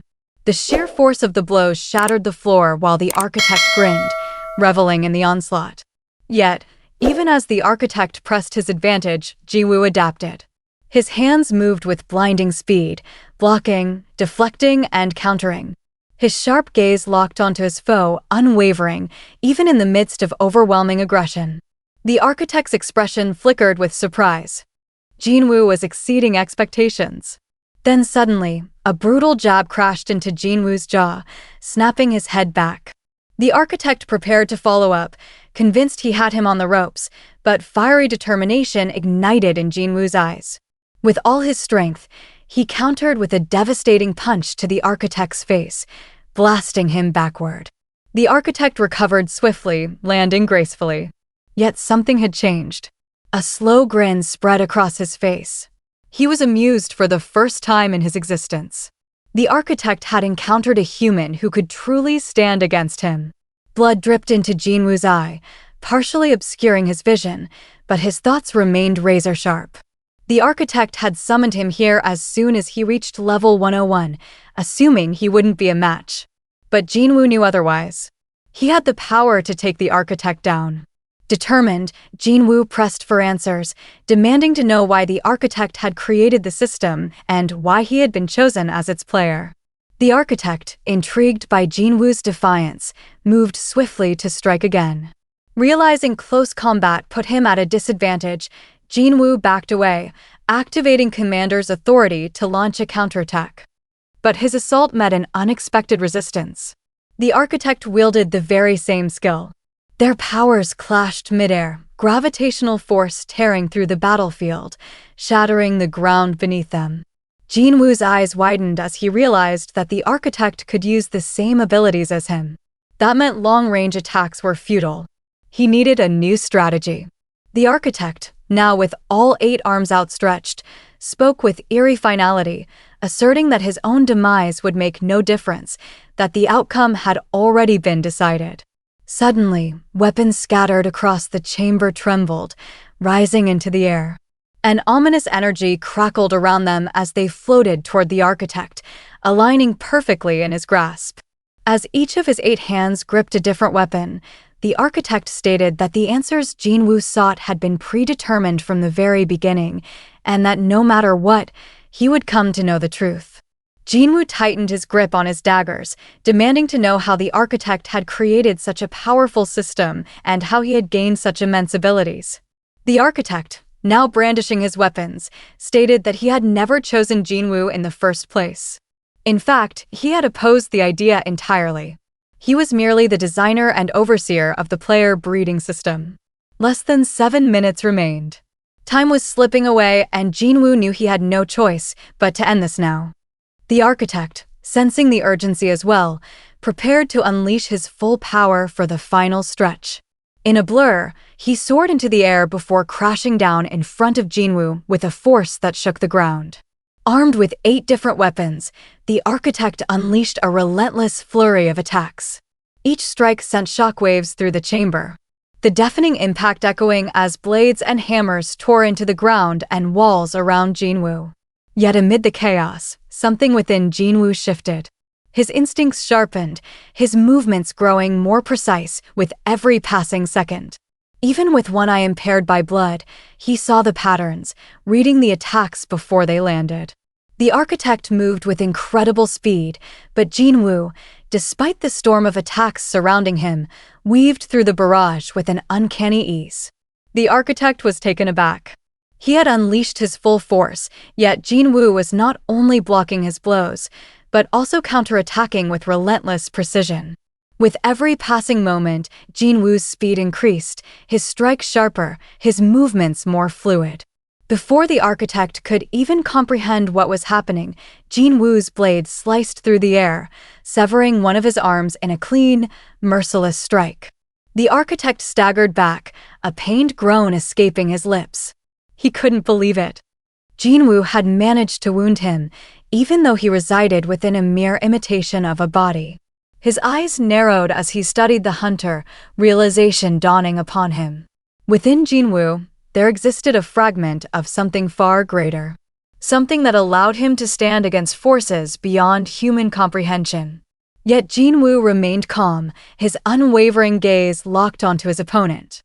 The architect, filled with rage and disbelief, let out a furious bellow. He couldn't fathom how a human could defy him in such a way. In desperation, he summoned the remaining stone figures to attack. Even those with shattered heads and broken limbs began to rise, their fractured forms obeying his will. Time was running out. Just over 3 minutes remained.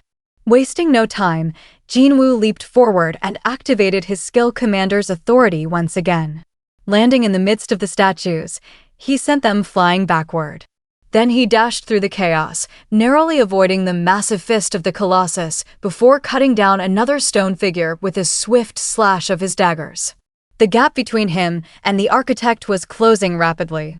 In a blur of motion, Jinwoo's blade struck again, severing another arm from the architect, making him roar in fury.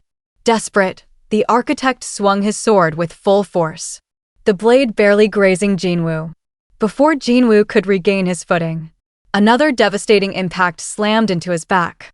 A shield wielded by one of the statues crashed into him with bone-rattling force. Gritting his teeth, Jinwoo turned his gaze to the culprit. It was the same statue from his first expedition into the double dungeon, the one that had nearly ended his life. A surge of fury erupted within him. With less than 3 minutes left, he launched himself into the air, descending with a brutal elbow strike that shattered the statue's head into dust and rubble. Fueled by vengeance, Jinwoo sprinted toward the architect, who could do nothing but watch in disbelief. In a flash, he slashed again, severing more of the architect's arms. The lair trembled under the force of the battle as the architect crashed to the ground. As the dust settled, Jinwoo stood over the fallen architect, his dagger pressed against his throat. 2 minutes remained. With a heavy breath, the architect finally admitted defeat, declaring that the final test had come to an end. But Jinwoo wasn't done. It was time for the answers he had been seeking. The architect, however, merely lifted a trembling finger and pointed directly at Jinwoo, stating that everything he had been searching for was already within him. Jinwoo's brow furrowed in confusion, but before he could press further, a system notification flashed before his eyes, asking if he wished to retrieve the data stored in his memory. The architect locked eyes with him, making it clear that the choice was Jinwoo's alone. Thoughts surged through his mind as he grappled with the idea of data hidden within him. After a brief hesitation, he steeled himself and accepted the system's prompt. In an instant, radiant light erupted around him, engulfing him in its brilliance. The world around him twisted, and suddenly Jinwoo felt himself being hurled through an endless tunnel at an unfathomable speed, as if time and space had lost all meaning. The sensation was overwhelming yet familiar, like returning to a place he had long forgotten. Jinwoo gasped at the breathtaking spectacle before him. Beneath his feet stretched an endless army of monstrous creatures, their ranks so vast they seemed to extend beyond the horizon. Every species imaginable: high orcs, ice elves, goblins, giants stood shoulder to shoulder, their eyes locked onto something in the sky above. Following their gaze, Jinwoo lifted his head. Suspended, high above was an enormous jet-black gate, looming like a celestial void against the eerie purple sky. It exuded a menacing aura, as though sealing something terrifying beyond its threshold. Jinwoo's breath caught in his throat. This was not Earth. The realization hit him hard. If these creatures ever crossed into his world, humanity would be annihilated. Yet something told him the monsters weren't focused on Earth. They were preparing for something else. Then it happened. A deafening crack split the silence as fractures spread across the surface of the gate. With a final ear-shattering rupture, it burst open, revealing what lay beyond. From the void emerged legions of silver-armored warriors, their radiant wings unfurling as they flooded into the sky like divine retribution.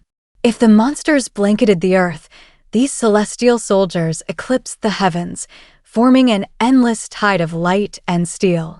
It didn't take long for Jinwoo to grasp what was about to unfold. The silver-armored soldiers in the sky raised their majestic horns, and an earth-shaking blast echoed across the battlefield. What followed was a war of unimaginable scale and intensity. The two opposing forces, both radiating raw hostility, clashed just above the ground. But the outcome became clear almost immediately.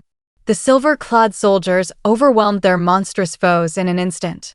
Wave after wave of their ranks advanced like an unrelenting storm, cutting through the monstrous horde and reducing them to nothing but lifeless husks.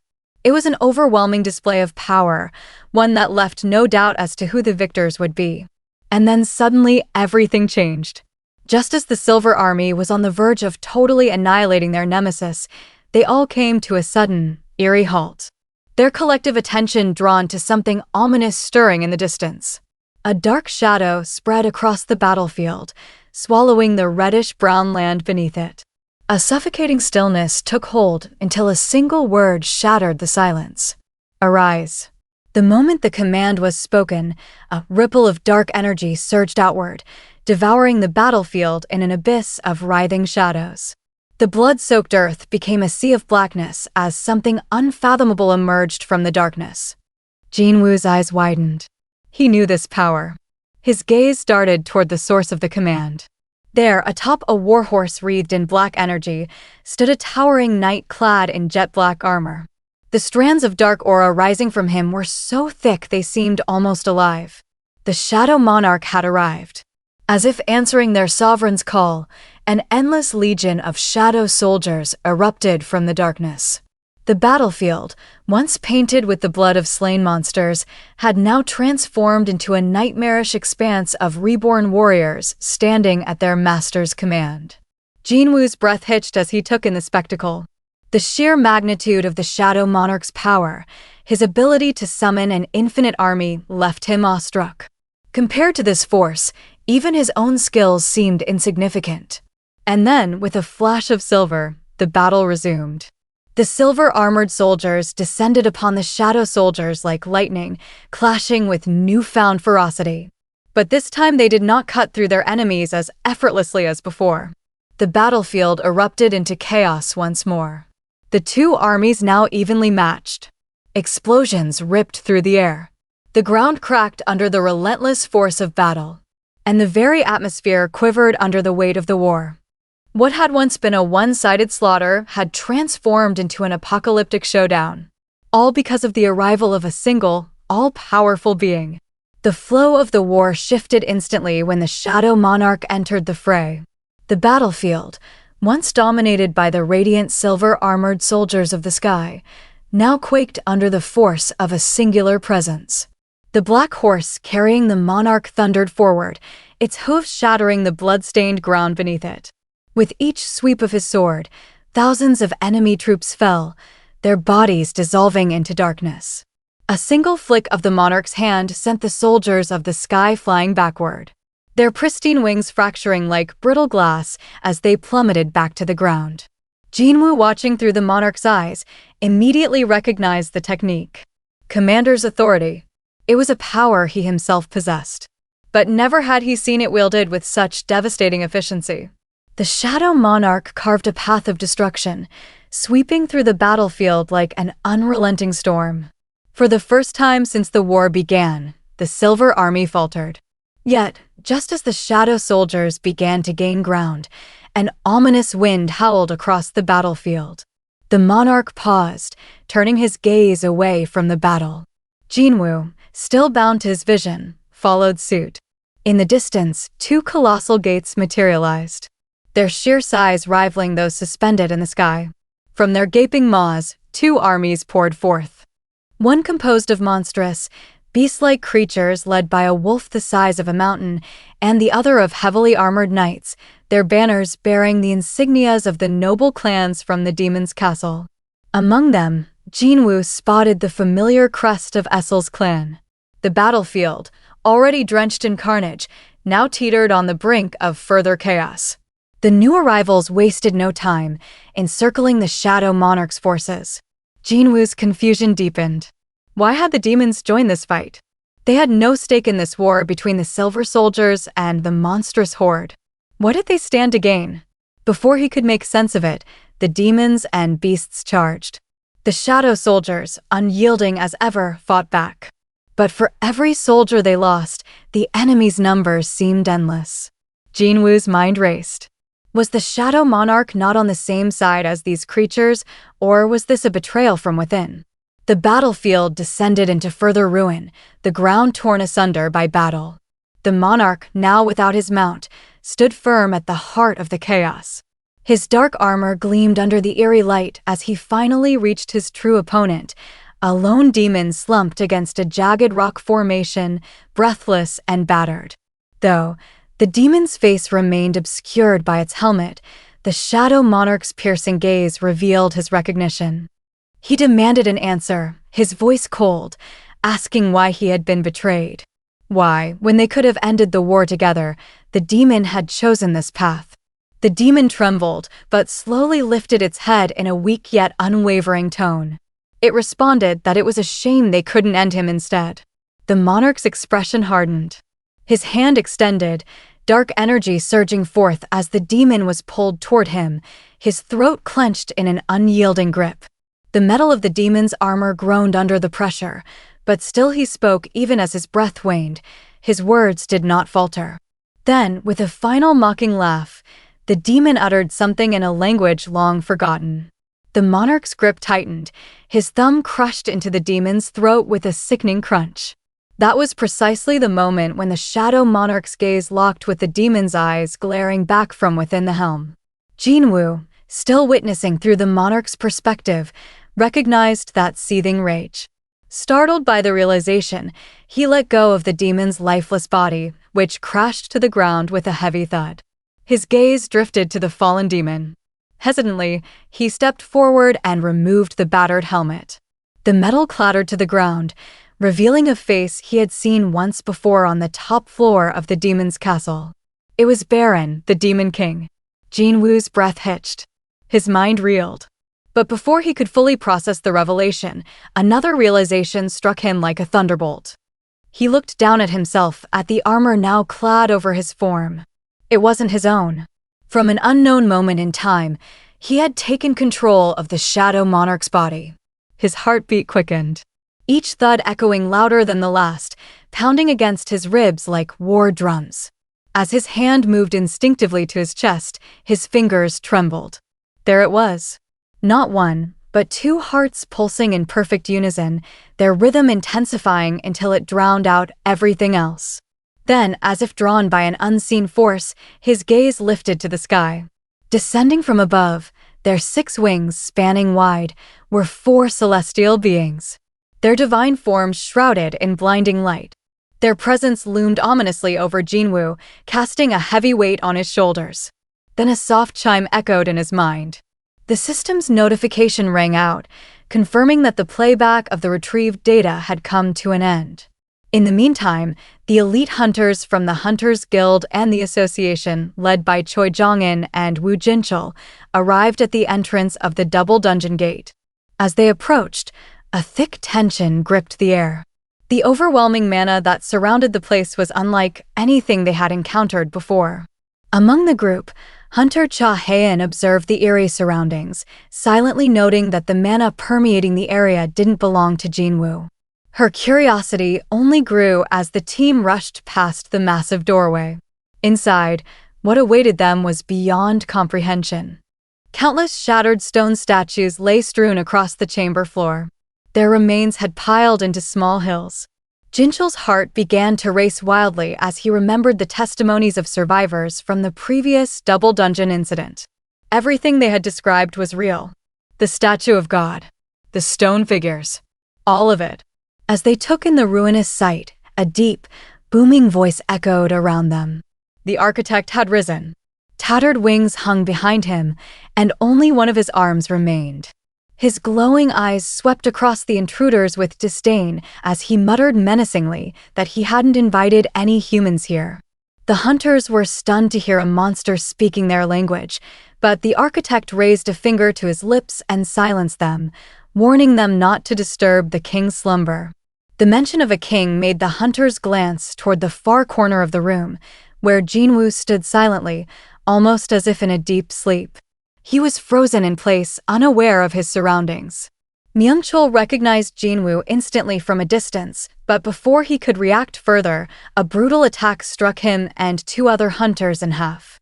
Haeun's eyes widened in panic as she witnessed the shocking scene unfold. The architect stepped forward with a grin, declaring that these strong humans would make the perfect first offerings to the king. Fear swept through the group. In a desperate bid to save Myung-chul, the group's healers rushed in under Choi Jong-in's urgent orders, pouring all their power into reviving him while the wounded were dragged to safety. But something worse was coming. The shattered statues began to stir. One by one, the stone warriors started standing up. Soon, the most terrifying of them all, the statue of God, stood upright, glaring at the hunters as the architect's voice echoed ominously around the chamber. He taunted that anyone who survived until all of his puppets had fallen would be given the chance to witness the glorious rebirth of the king. Just as the words left his mouth, the Colossus' eyes lit up, charging a deadly laser. Choi Jong-in screamed at the top of his lungs for everyone to get down, and they narrowly avoided the laser, which sliced just above their heads. Then, skidding past the Colossus, Jong-in unleashed a powerful fire spell engulfing the towering stone figure in flames. The explosion rocked the chamber, momentarily distracting their enemies. Jinchul seized the moment and hurled himself forward, winding up a crushing punch. His gauntlet connected with one of the statues, delivering a thunderous impact. But the figure didn't even crack. It was tougher than anything he'd ever faced. Before he could react, a shockwave blasted him across the room. Jong-in screamed again, warning Jinchul that the statues were highly resistant to physical attacks and spells. Other guild members quickly confirmed this as their attacks had no effect. The statues remained completely unfazed. Quickly assessing the situation, Jong-in realized they were running out of options. His eyes locked onto Jinwoo, knowing their only hope lay in waking him. Taking a drastic measure, he fired a fireball directly at Jinwoo, hoping it might break whatever trance he was trapped in. But to his surprise, the architect suddenly stepped in front of the projectile and absorbed the explosion with his own body.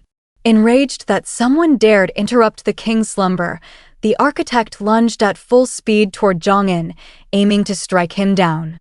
Before the attack could land, 3 hunters rushed past and intercepted the blow, blocking the architect's assault with sheer force.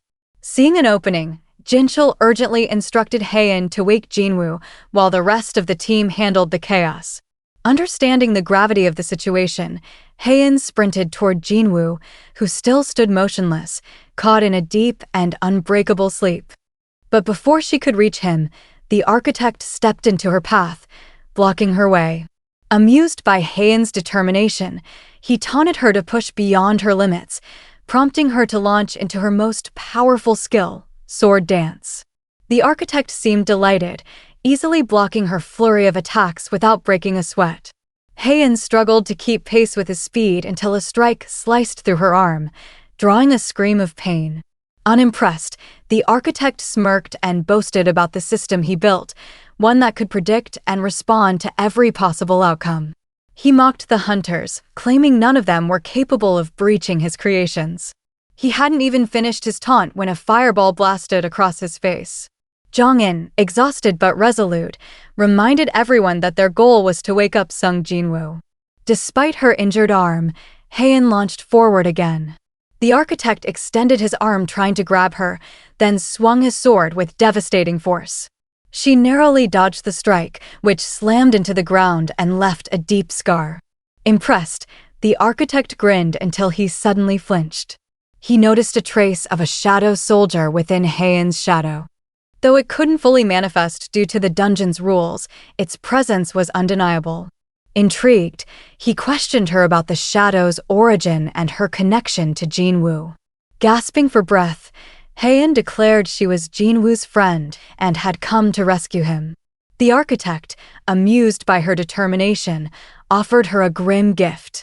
She would witness the descent of one of the greatest monarchs, but only after every one of her companions lay dead. Before he could make good on his threat, a sudden voice cut through the chamber and a rock-solid punch from Jinwoo slammed squarely into the architect's face. Jinwoo had finally awakened from his slumber, demanding answers from the fallen architect. Looking down at him, Jinwoo, feeling a surge of unfamiliar power, raged as he asked what the architect had done to his body. Jinchul and Haein stood frozen in shock, while Jong-in exhaled in relief at seeing Jinwoo awake. Jinwoo's anger surged as he further stomped the architect into the ground. Howling in disbelief, the architect couldn't understand why Jinwoo was conscious instead of the king, or how he had awakened, despite the Black Heart's influence. Hearing that name, Jinwoo's mind raced as he now realized where the irrational mana levels within him came from. A sudden notification appeared before his eyes. He had fulfilled the requirements for the title Demon Hunter. With it, he received the mystical Black Heart, granting him a staggering increase of 100,000 to his mana capacity. Yet something didn't add up. Jinwoo observed the architect, closely deducing that the Black Heart wasn't his doing and certainly not intended to benefit Jinwoo. Despite the data retrieved, the system had yet to provide all the answers. He recalled that the architect had opposed his selection as a player. Yet Jinwoo still didn't understand what being a player truly meant or what had been planned for him. With narrowed eyes, he pressed the architect for answers. Before he could continue, the architect snapped, identifying Jinwoo as the Shadow Monarch and warning that the other monarchs would never tolerate what had just occurred. Jinwoo, with no patience left, summoned every dagger from his inventory. The weapons pulsed with mana as they hovered ominously around him, his demand for answers pressing down like a storm. Even in his peril, the architect laughed darkly, hinting at a deeper reason behind Jinwoo's selection. But chaos erupted before he could say more. The other hunters began to panic as the stone statues reanimated. The architect chuckled at the panic and reminded Jinwoo that his puppets would keep attacking even if he died. Smirking, Jinwoo coldly threatened to kill the architect and then the puppets afterward. When the architect attempted to argue that Jinwoo would return to being an E-rank hunter upon his death, Jinwoo cut him off, asserting that the system wouldn't collapse with the architect's demise.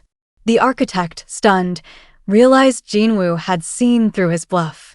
At that moment, the system pinged repeatedly as Jinwoo attempted to take over.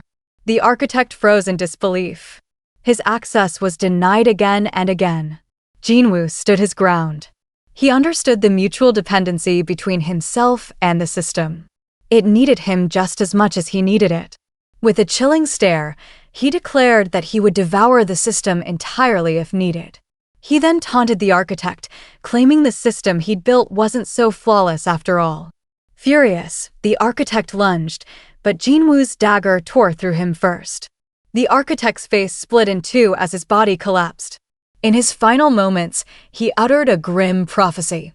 When the pillars of fire that uphold the heavens rise, an inescapable death will descend upon Jinwoo.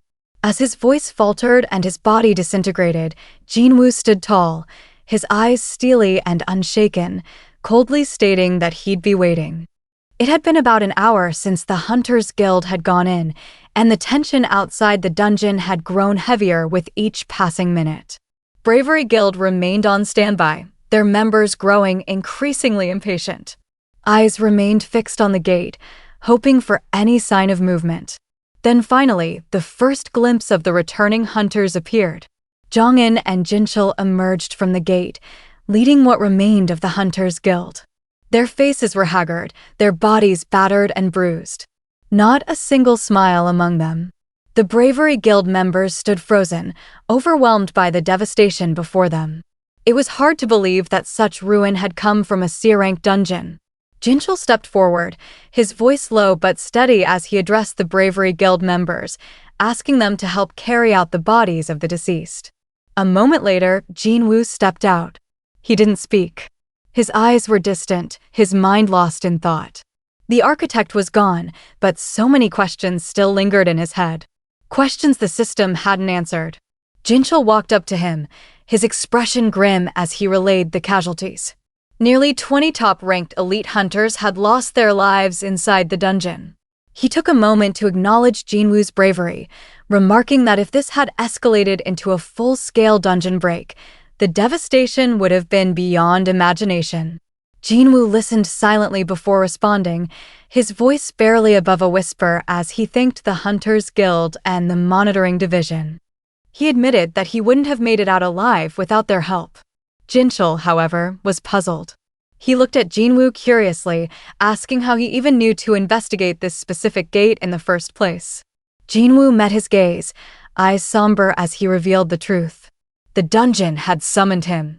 Jinchul blinked, trying to understand, but in the end he didn't question it further. The horrors he had witnessed were enough to make him believe anything. Before either could say more, Haein approached them. Her expression filled with concern. She asked if Jinwoo was all right, her eyes scanning him for injuries. Jinwoo offered a small nod, saying he was fine, just tired. But as the words left his mouth, his knees gave out from under him. He collapsed to the ground without warning. Jinchul and the other hunters rushed to his side, calling out his name in desperation. Their voices filled with urgency as they tried to rouse him. Jinwoo was urgently rushed to the hospital, while far from him, a different kind of storm was brewing. A private meeting had been called at the Korean Hunter Association headquarters. Inside a secured conference room, Japan's Hunter Association chairman, Matsumoto, sat across from President Go. The tension was thick as Matsumoto slid a document across the table, stating that Japan was willing to give up all rights to the mana crystals on Jeju Island, a resource valued in the billions. President Go raised an eyebrow, clearly surprised by the proposal.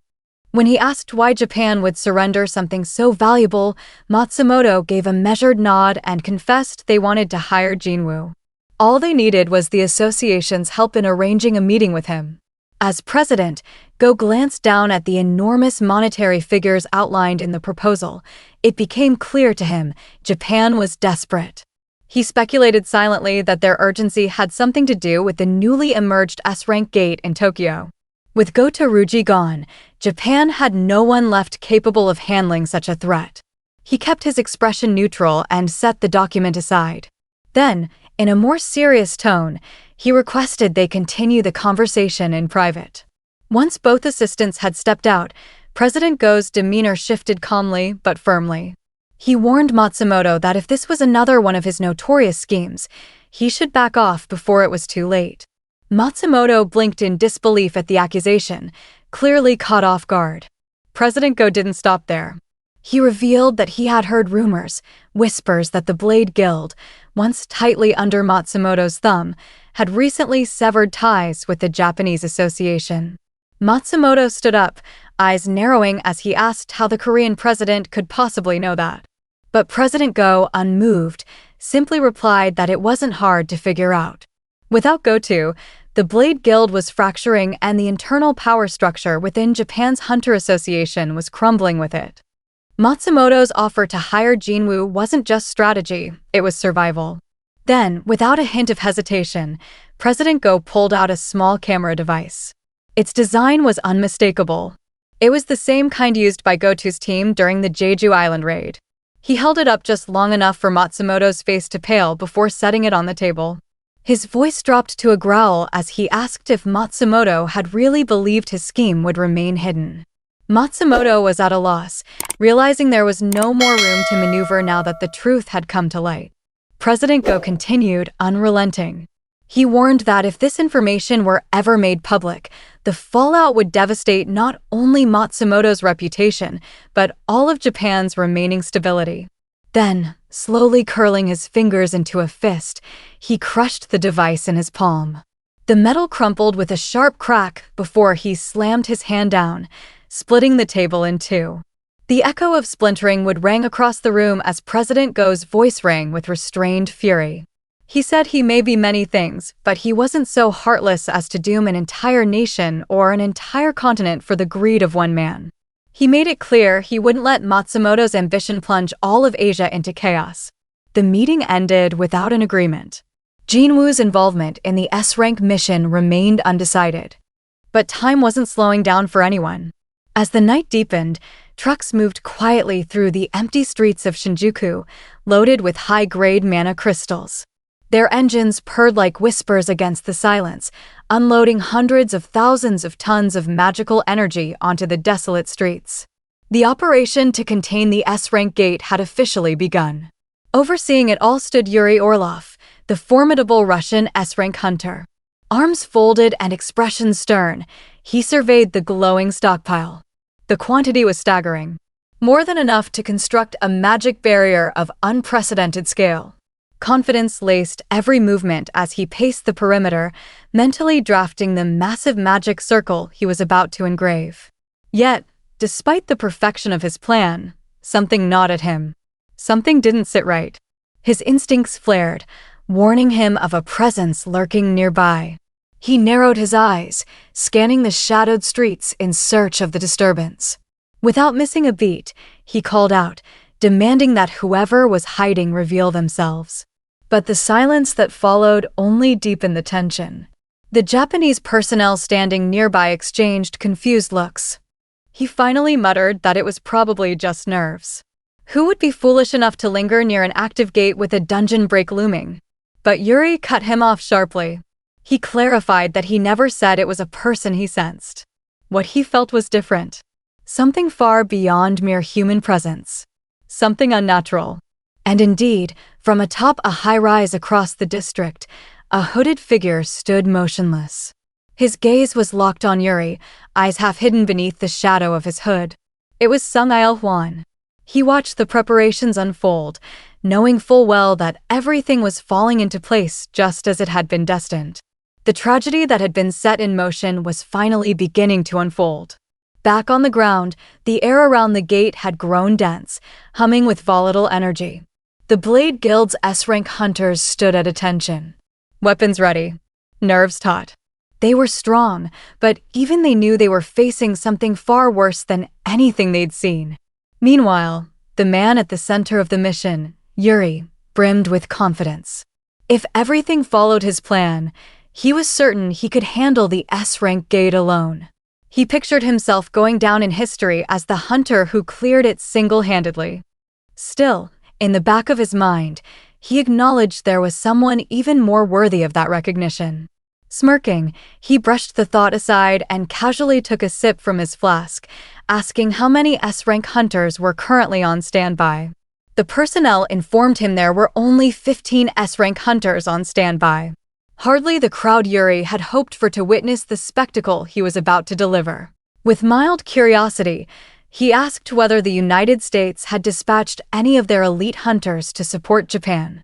But the response was clear.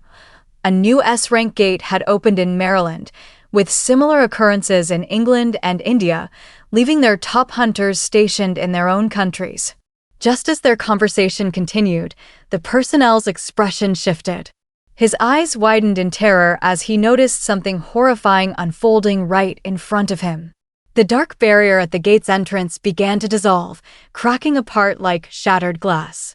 An ominous silence fell over the area as hunters and military personnel turned their eyes toward the gate, only to freeze in place. What they saw defied their expectations. An unimaginable threat spilling into their world. A thunderous tremor rolled through the earth, followed by a heavy thump that shook the ground. And then came the monsters. They emerged one after another. These were no ordinary creatures. They were giants. The gate had opened. That wraps up the Double Dungeon arc. Stay tuned for part 3. Hit the subscribe button and turn on notifications so you don't miss the next part when it drops. I'll see you in the next one as we dive into a brand new chapter.